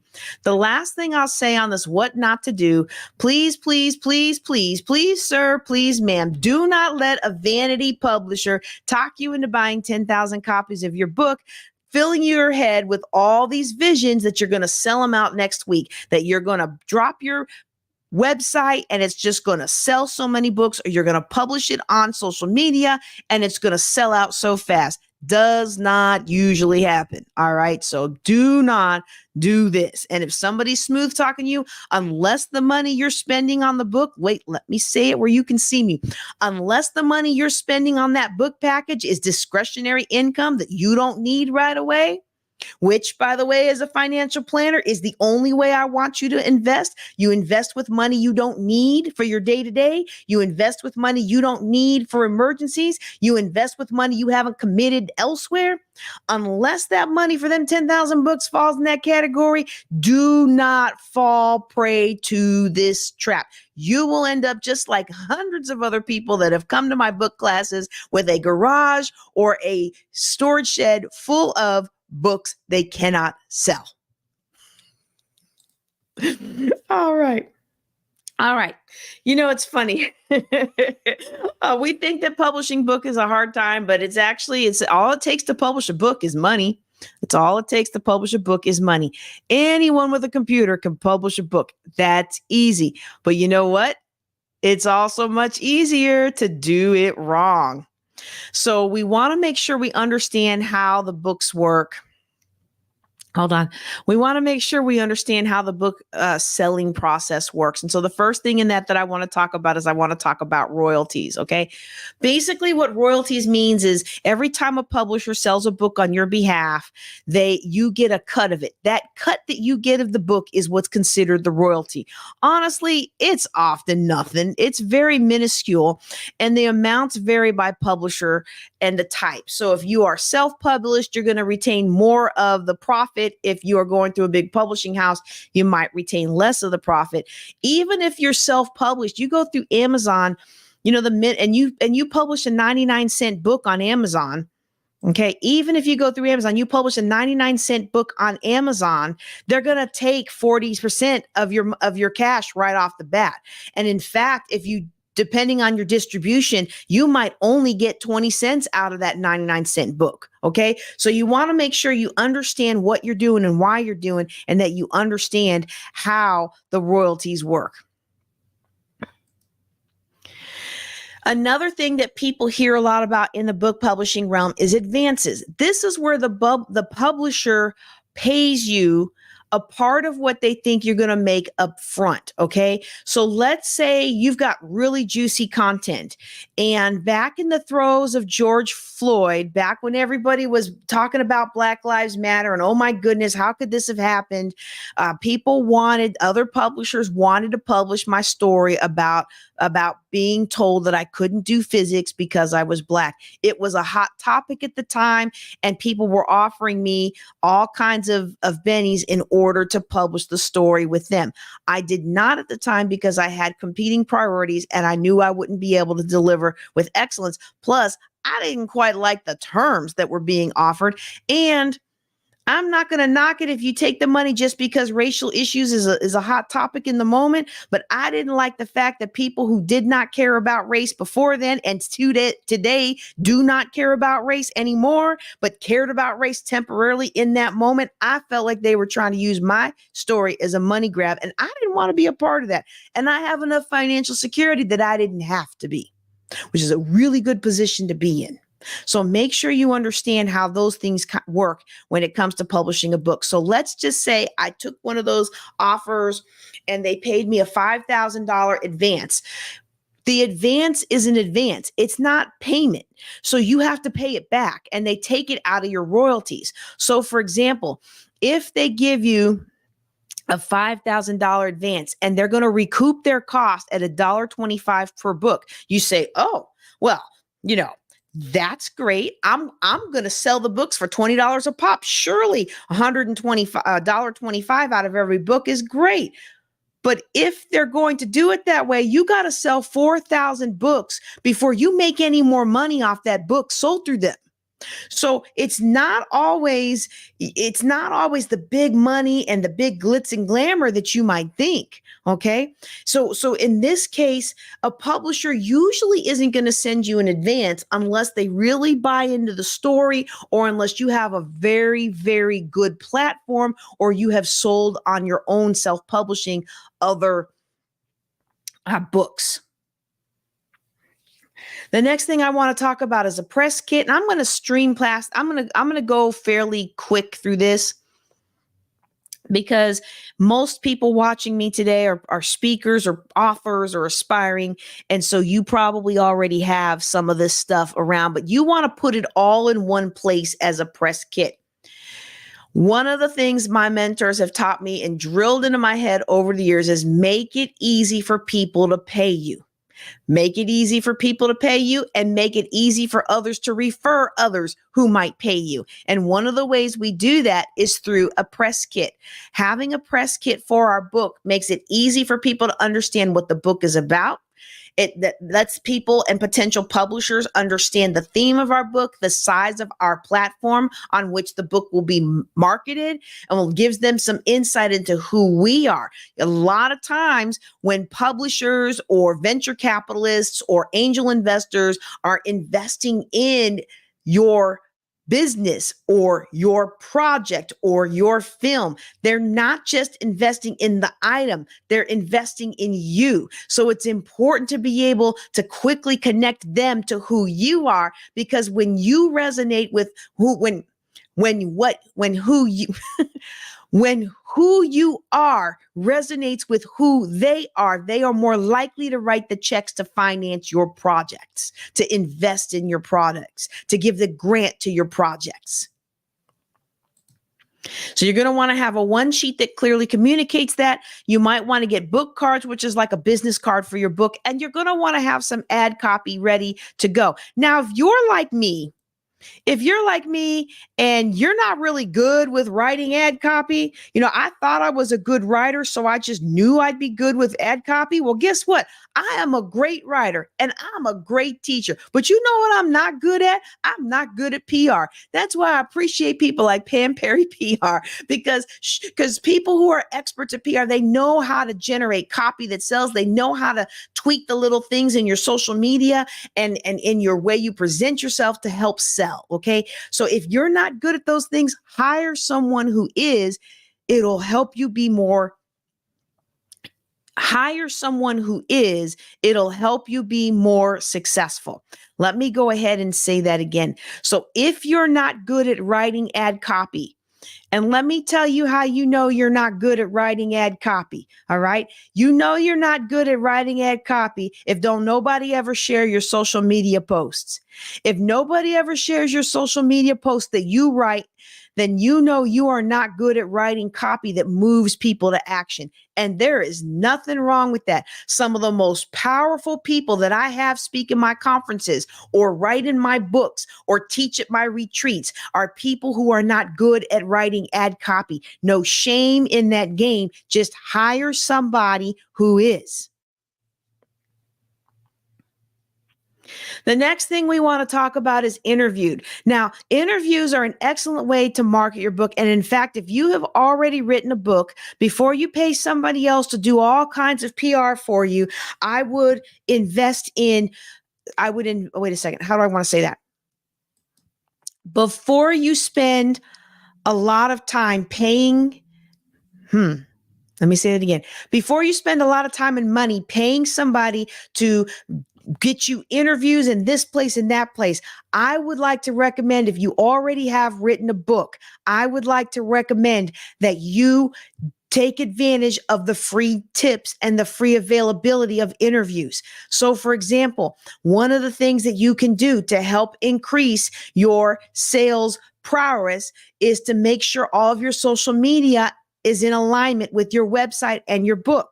So maybe you, like me, I have books that I have written that do not have my name on them because of social dynamics or the fact of the demographic that they're written to. Okay. Back in the day when I'll admit it, I'm not embarrassed to admit there are certain books I've written that do well when they're written under a male pen name than when they're written under a Black woman's name. All right. And so times are changing and I'm thankful for that. And I have more of a platform now, but I didn't have a platform back then. I needed to make some money. Okay. That's why we're talking about this as part of Juneteenth.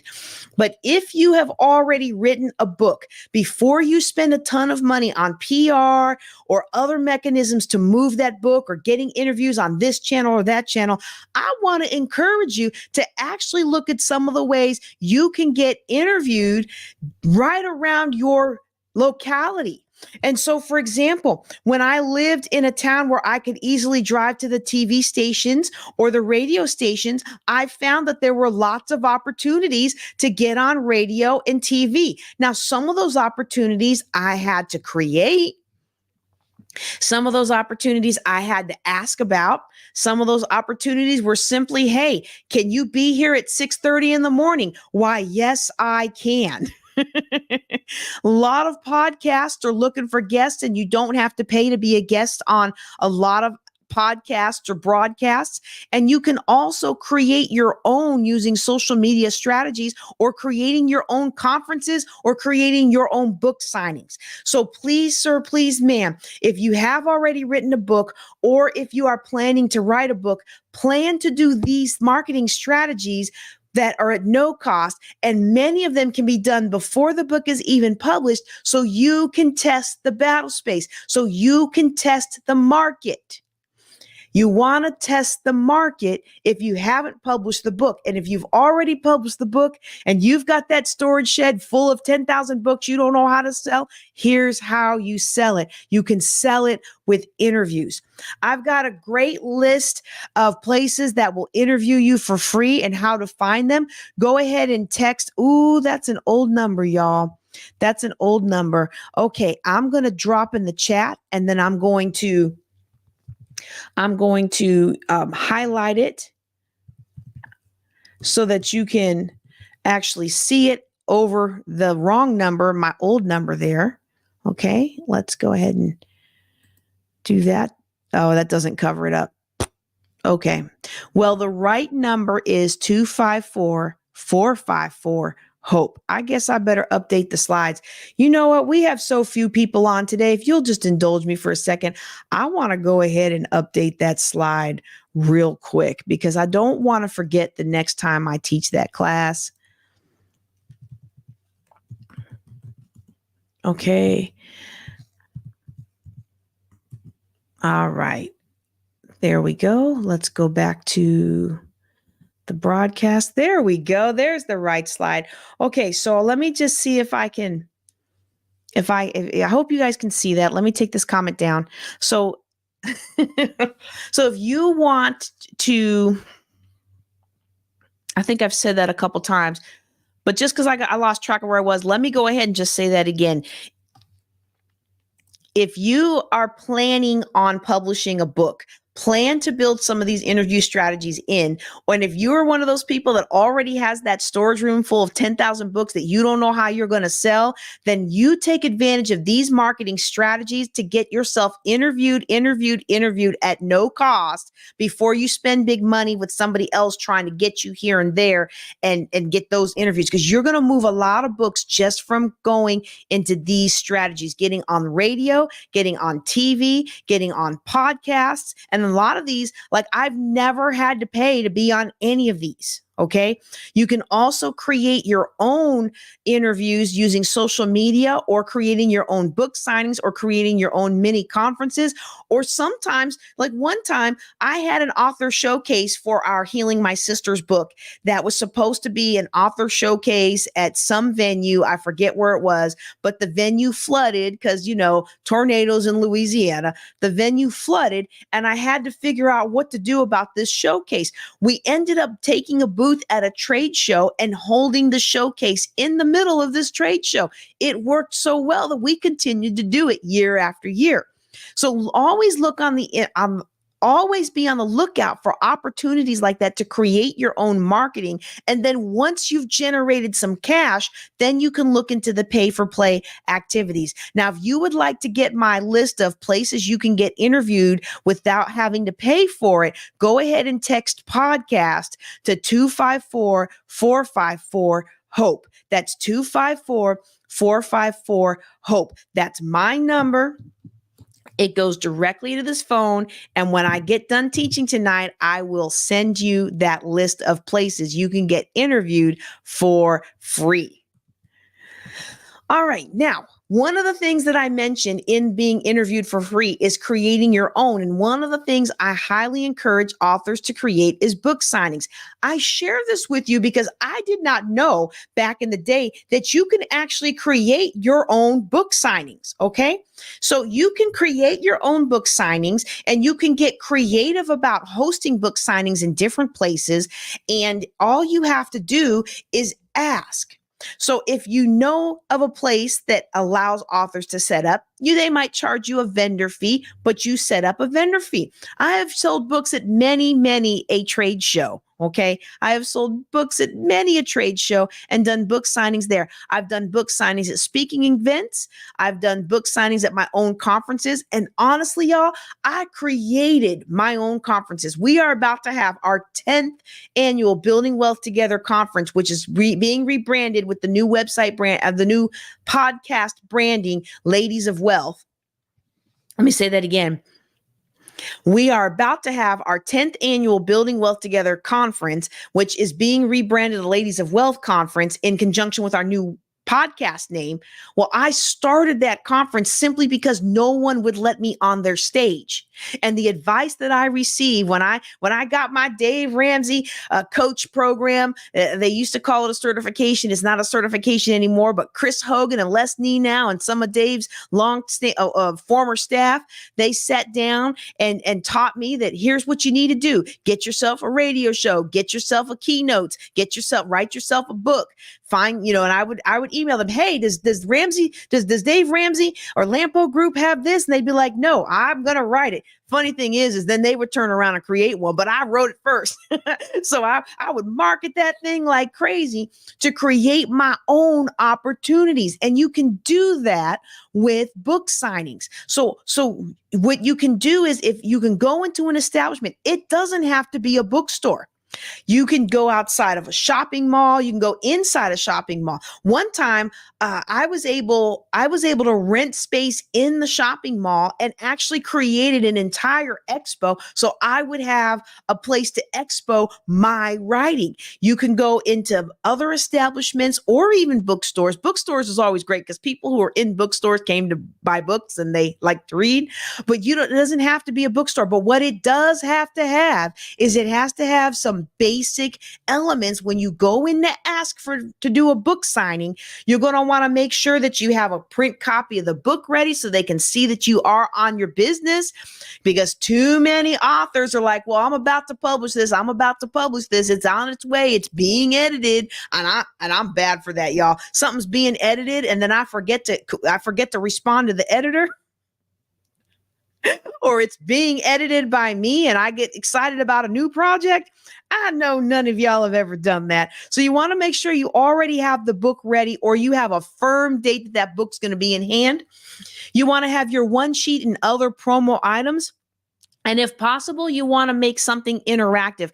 People today like interactive workshop-y kinds of things. Those will get you into more spaces that are like conferences and other events than just a book signing. Okay. Also make the book signing about the community.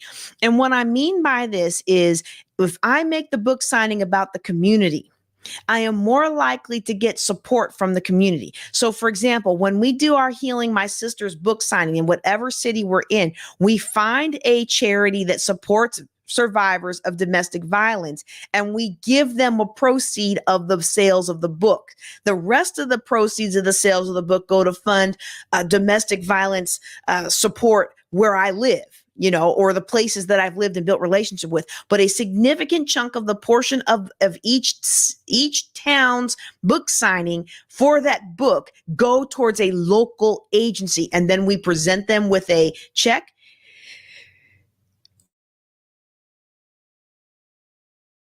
We present them with a check of sorts at the event. And then after the sales have actually happened, we present them with the real check, and it helps build goodwill in the community. So if you don't already have community purchase, you don't already have relationships to leverage, make what you're doing about the community, and the community will be more likely to support your book signing. Okay. And that kind of goes hand in hand to my last suggestion here.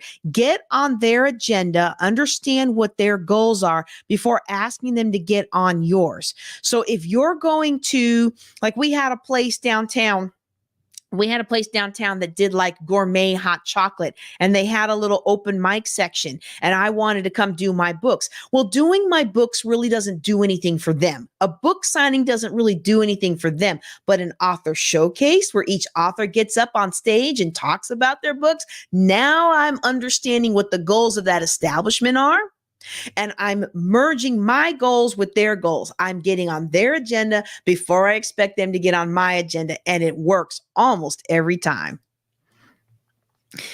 And like I said before, you can create your own book signings and don't hesitate on any opportunity. In fact, we get 3 yard sales a year in Stephenville, Texas. You can have 3 yard sale permits a year. And you know what? I'm not ashamed to admit that there are times where I will set up a yard sale simply so I can sell my books right outside my home. Now that I have the office and everything, I don't need to do that as often, but you will never underestimate the power of doing what you can do when you can do it. See, a lot of us don't move forward in life because we look at all these things that we can't do, and we get discouraged because of these things that we can't do. And what we don't realize, what we fail to realize, is that if we would do what we can do will take us a lot further and open up more doors for us than just being sad and despondent about what we can't do. And maybe you don't have a trade show you can vend at. Maybe you don't have a flea market you can vend at. Maybe none of the bookstores will let you set up a book signing.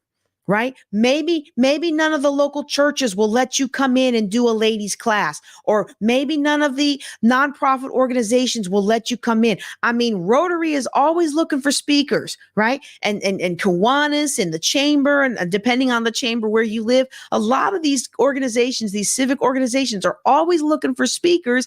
And maybe you don't sell anything there, but maybe you can hand out your book card, the little business card that you make for your book. Okay. So always be on the lookout for opportunities, and don't be afraid to leverage what you can do into something that you can't do. Maybe you can't find a way to get a book signing at a bookstore, but you can get to speak at a Rotary. And when you go speak at the Rotary, someone was going to resonate with your story, and then they're going to book you to come into their organization, or they're going to open the door for you to have a book signing. It's the way the world works. Always do what you can do and let everything else fall into place.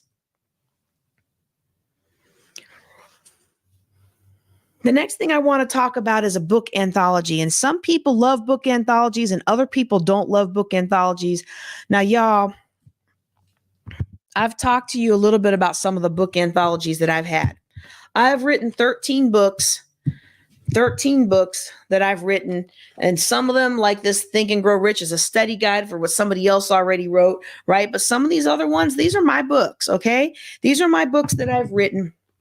And so you might say, well, JJ Conway, why would you ever be in a book anthology? Well, let me tell you, there are still times today that I will be in a book anthology, even though I've written several books, because being in the book anthology allows me to connect with the other authors, or it allows me to quote unquote, share the stage with those other authors and bigger names than I normally have access to, or because it opens up a door for me to get in certain spaces with the other authors. There are a lot of reasons why I might book into a book anthology, even though I've published several of my own books. Okay. And so let me talk a little bit about what is an anthology and why you want to be in it. Okay. A book anthology is a collection of stories from other people, and creating a book anthology and participating in a book anthology. Let me say that again. Participating in a book anthology is an excellent way to get started in writing. You know, you've got a story, you know, you've got talent, you know, you've got something to say, you know, the world needs to hear it, but you're just not sure how to get that message out. Participating in a book anthology is one of the ways that you can do that. Now, interestingly, I don't have any of my own anthologies here. You know, I'm moving into this office. I'm moving into this office, and some of those anthologies are at home, and some of them are just sold out. Like, I need to get another run. But I do have, nope, this is not it. I do have back there, and I would go grab them. Hold on a second. Let me see if I can grab one. Hang on. I'll put this one back. Oh, here we go. This is a good one. All right. And nope, that's not the one I thought it was. Well, that's what happens when you plan something at the last minute. Okay, let's try this one. Okay. All right. So that's what happens when you plan something on the fly. Sometimes it doesn't work the way you want it. So this is an anthology done by one of my favorite speakers, Elizabeth Clamon. She speaks on finding your story, finding your voice, and crafting your story in a way that's sellable. And a lot of my early events were done with her, and a lot of her early events were done with me. And so one of the first ways that the Lord showed me that I really do have a talent for interviewing and for executing event was one time when I actually stood in the gap for her. I forget what it was that she couldn't interview people for one of her events, but I was able to stand in the gap, and including one where I couldn't find a place to record. So I actually found a cornfield in my travels, and I just parked there until it was time for the interview. And I interviewed that person with the cornfields behind me. It was one of the best interviews I've ever done.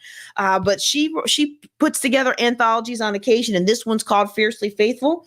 And so what an anthology is it's basically a collection of people's chapters that they put together. So what you see inside here, I'm not in this one, I don't think. I don't remember if I am or not. I'm in some of her others, but you see that each person has their own chapter, okay?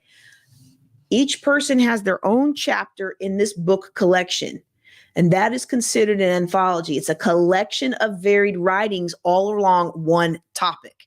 And so the anthology is a very powerful strategy if you've never written a book before, or if you don't understand how to publish a book and you want to move forward in your business, but you don't have time to learn the book publishing business.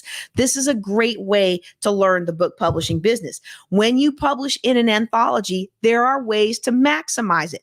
So like, for example, those of you who were on with me earlier today, we did an author showcase for those who participated in my Juneteenth Legacy Anthology. And so that Juneteenth Legacy Anthology, one of the ways that those speakers leverage it is to come onto the showcase, talk about their chapter, and then they get to be highlighted. They get that video content to use in their marketing, and it exposes their work to a greater audience through the broadcast. So you definitely, if you participate in an anthology, you don't want to just participate by sending in your things, but you want to make sure that you market your chapter. Okay, you want to make sure that you market your chapter, market your chapter, market your chapter. Now, please don't do what some people did. I used to run the Black Queens Matter book club, and for like 2 years, once a month, I would interview Black authors, Black women authors, and invariably someone would sneak in who was an anthology author of a chapter, but they weren't the author on the front of the book, okay?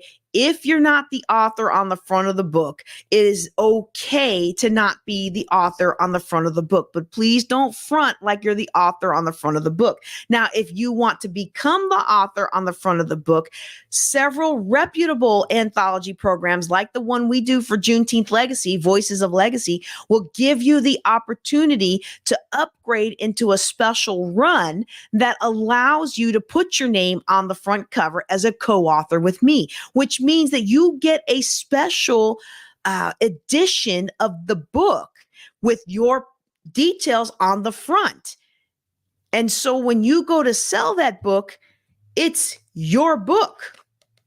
It's got your name on it. And so for me, that's a very, very valuable tool. And I still remember the first time that I had access to something like that. It was through the Women Speakers Association, and they were charging a very hefty price for their book compilation. And I was really nervous about going into paying so much money when I had already, at that time, I think I had written 7 books at that time, but I just felt led by the Spirit to do it. And I'm one of those people that even if it costs money or even if it's uncomfortable, if I feel led to do it, I'm going to do it. Well, imagine my surprise when that book came out and it had my name on the cover as a co-author. And so now I understood why they charge so much, because they got to produce a special run of those books. They've got the main book, but they got to produce a special run for each author who bought into that package. And so you can do that as well with an anthology. Many anthologies won't do that because because it takes a lot of extra time and effort and expense. So if you find one like our Juneteenth Legacy, Voices of Legacy, that will allow you to be a co-author, I encourage you to take advantage of that opportunity. All right. Another thing that I will recommend when it comes to leveraging, excuse me. Another thing I'll recommend when it comes to maximizing an anthology is to really connect with and, in a sense, find an area where you can lead fellow authors. Okay. Maybe you are going to be the one that creates a book showcase or a book signing. We had one anthology I participated in. One of the fellow authors created a book highlight with her chamber. Her chamber did a book thing every quarter, and she allowed us, I forget what they called it, like a book study. It wasn't really a study because we spoke, like it was a highlight, it was a feature, but she put that together. Some other people will find themselves taking notes during the anthology speaker meetings, and others will still put together mini events, pop-up events in different towns, and they will become that leader. If you become that leader, then now that gives you extra leverage amongst your fellow authors, which can lead you to more lucrative opportunities down the line. Okay. One thing I also recommend if you are participating in an anthology, and even with our Juneteenth Legacy anthology, if you are participating in an anthology, I encourage you to create your own pre-order page on your website, or using free tools such as PayPal or Facebook Marketplace or Stripe. Stripe will let you create a landing page. So Stripe connects right to your book, your banking account. Stripe connects right to your banking account. It'll allow you to create a little checkout form page. It won't be fancy. It won't be all those things, but it'll be there. Square will allow you to create a checkout page for your book. You want to pre-order as much as possible. So even in an anthology, generally speaking, unless you get the upgrade to share your name on the cover with whoever's putting that anthology together, and most don't offer that like we do.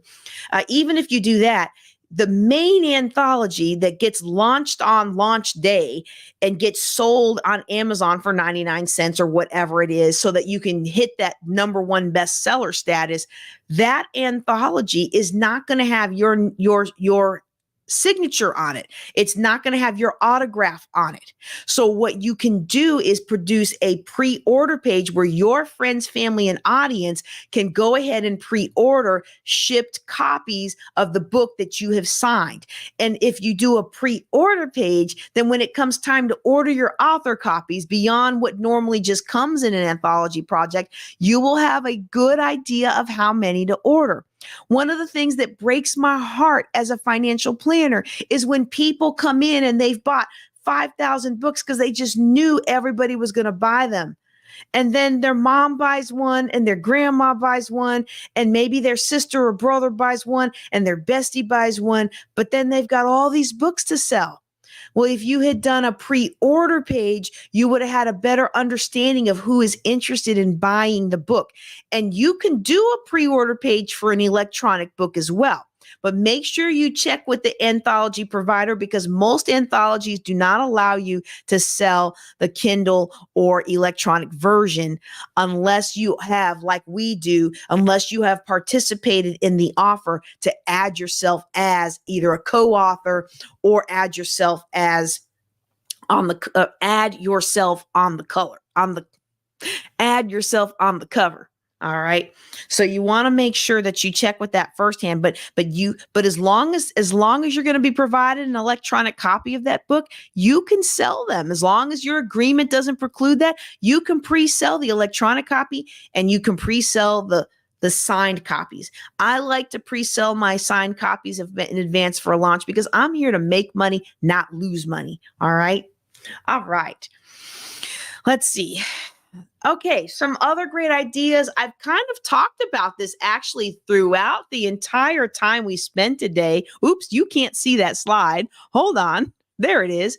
I've already talked about these ideas woven in and out of everything else that we've discussed today. So I'm not going to spend a lot of time on the slide. If you're coming into this training late, you can go back and get the recording. You can go back and actually listen to how I talk about creating your own book fairs, your own conferences, signings, events, and things like that.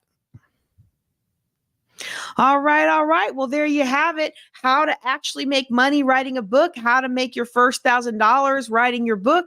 I hope that you have enjoyed this. Now, if you already have a book that's been written, you could implement any of these strategies to help move those copies out of your garage and out of your storage shed and into somebody else's pocket so their money can end up in your pocket. And if you haven't published your book yet, but you're in the process of writing it, I hope that you will take these strategies to heart and build them into the marketing plan for your book before you publish your book so that you can publish a book that will work with the marketing plan. See, if you already know that you're going to need to go to trade shows or you're going to need to book signings, and in order to book signings, you need a juicy one sheet, then that helps you create, as you're writing the book, the kind of content excerpts that you would then put into the one sheet, that you would then put into your book card, that you would then put into marketing the book. So all of that foundation is laid before the book is published. I hope you've enjoyed this bonus training today. I'm JJ Conway, and you can find me at JJ Knows the Way. I want to encourage you to participate more in our Juneteenth Legacy Summit. And if you liked this training, this is going to be one of the bonus trainings. It's going to come off of social media soon. It's going to be one of the bonus trainings that you will find inside the Juneteenth Legacy recordings from this conference event. I'm JJ Conway. Y'all take care and be blessed.